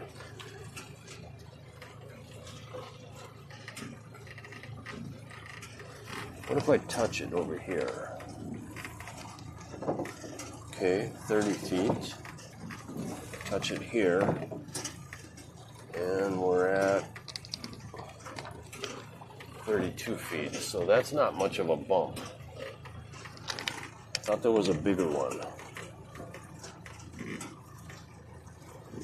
Maybe it's up here.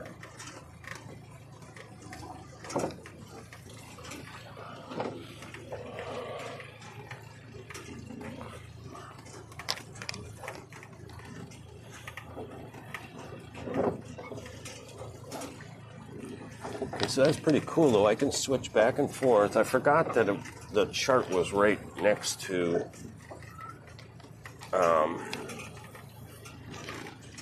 it's just a selection right on this screen. Okay, what I did was I disconnected from the chart plotter. I'm actually on the Starlink right now. So I'm going to go back to the chart plotter. See if this works any better now. Go to active captain. Okay, there's my chart plotter. Come on, baby. You can lock in. You can do it. Why is that not working?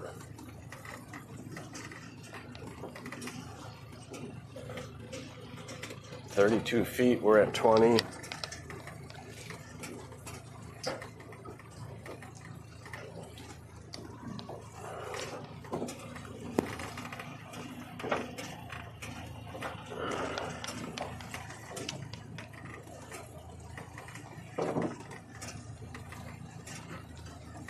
Get out of the way. Go back to my chart here. Where am I at? Right there.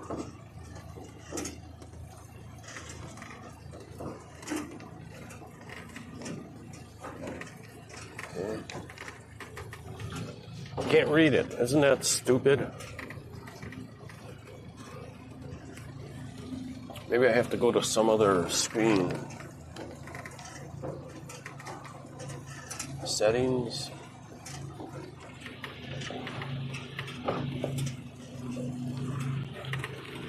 Chart download settings, active guidance, preferences, maybe that's it. Email preferences, and that's not it. Okay. Keep screen on. Rate this app, piece of shit.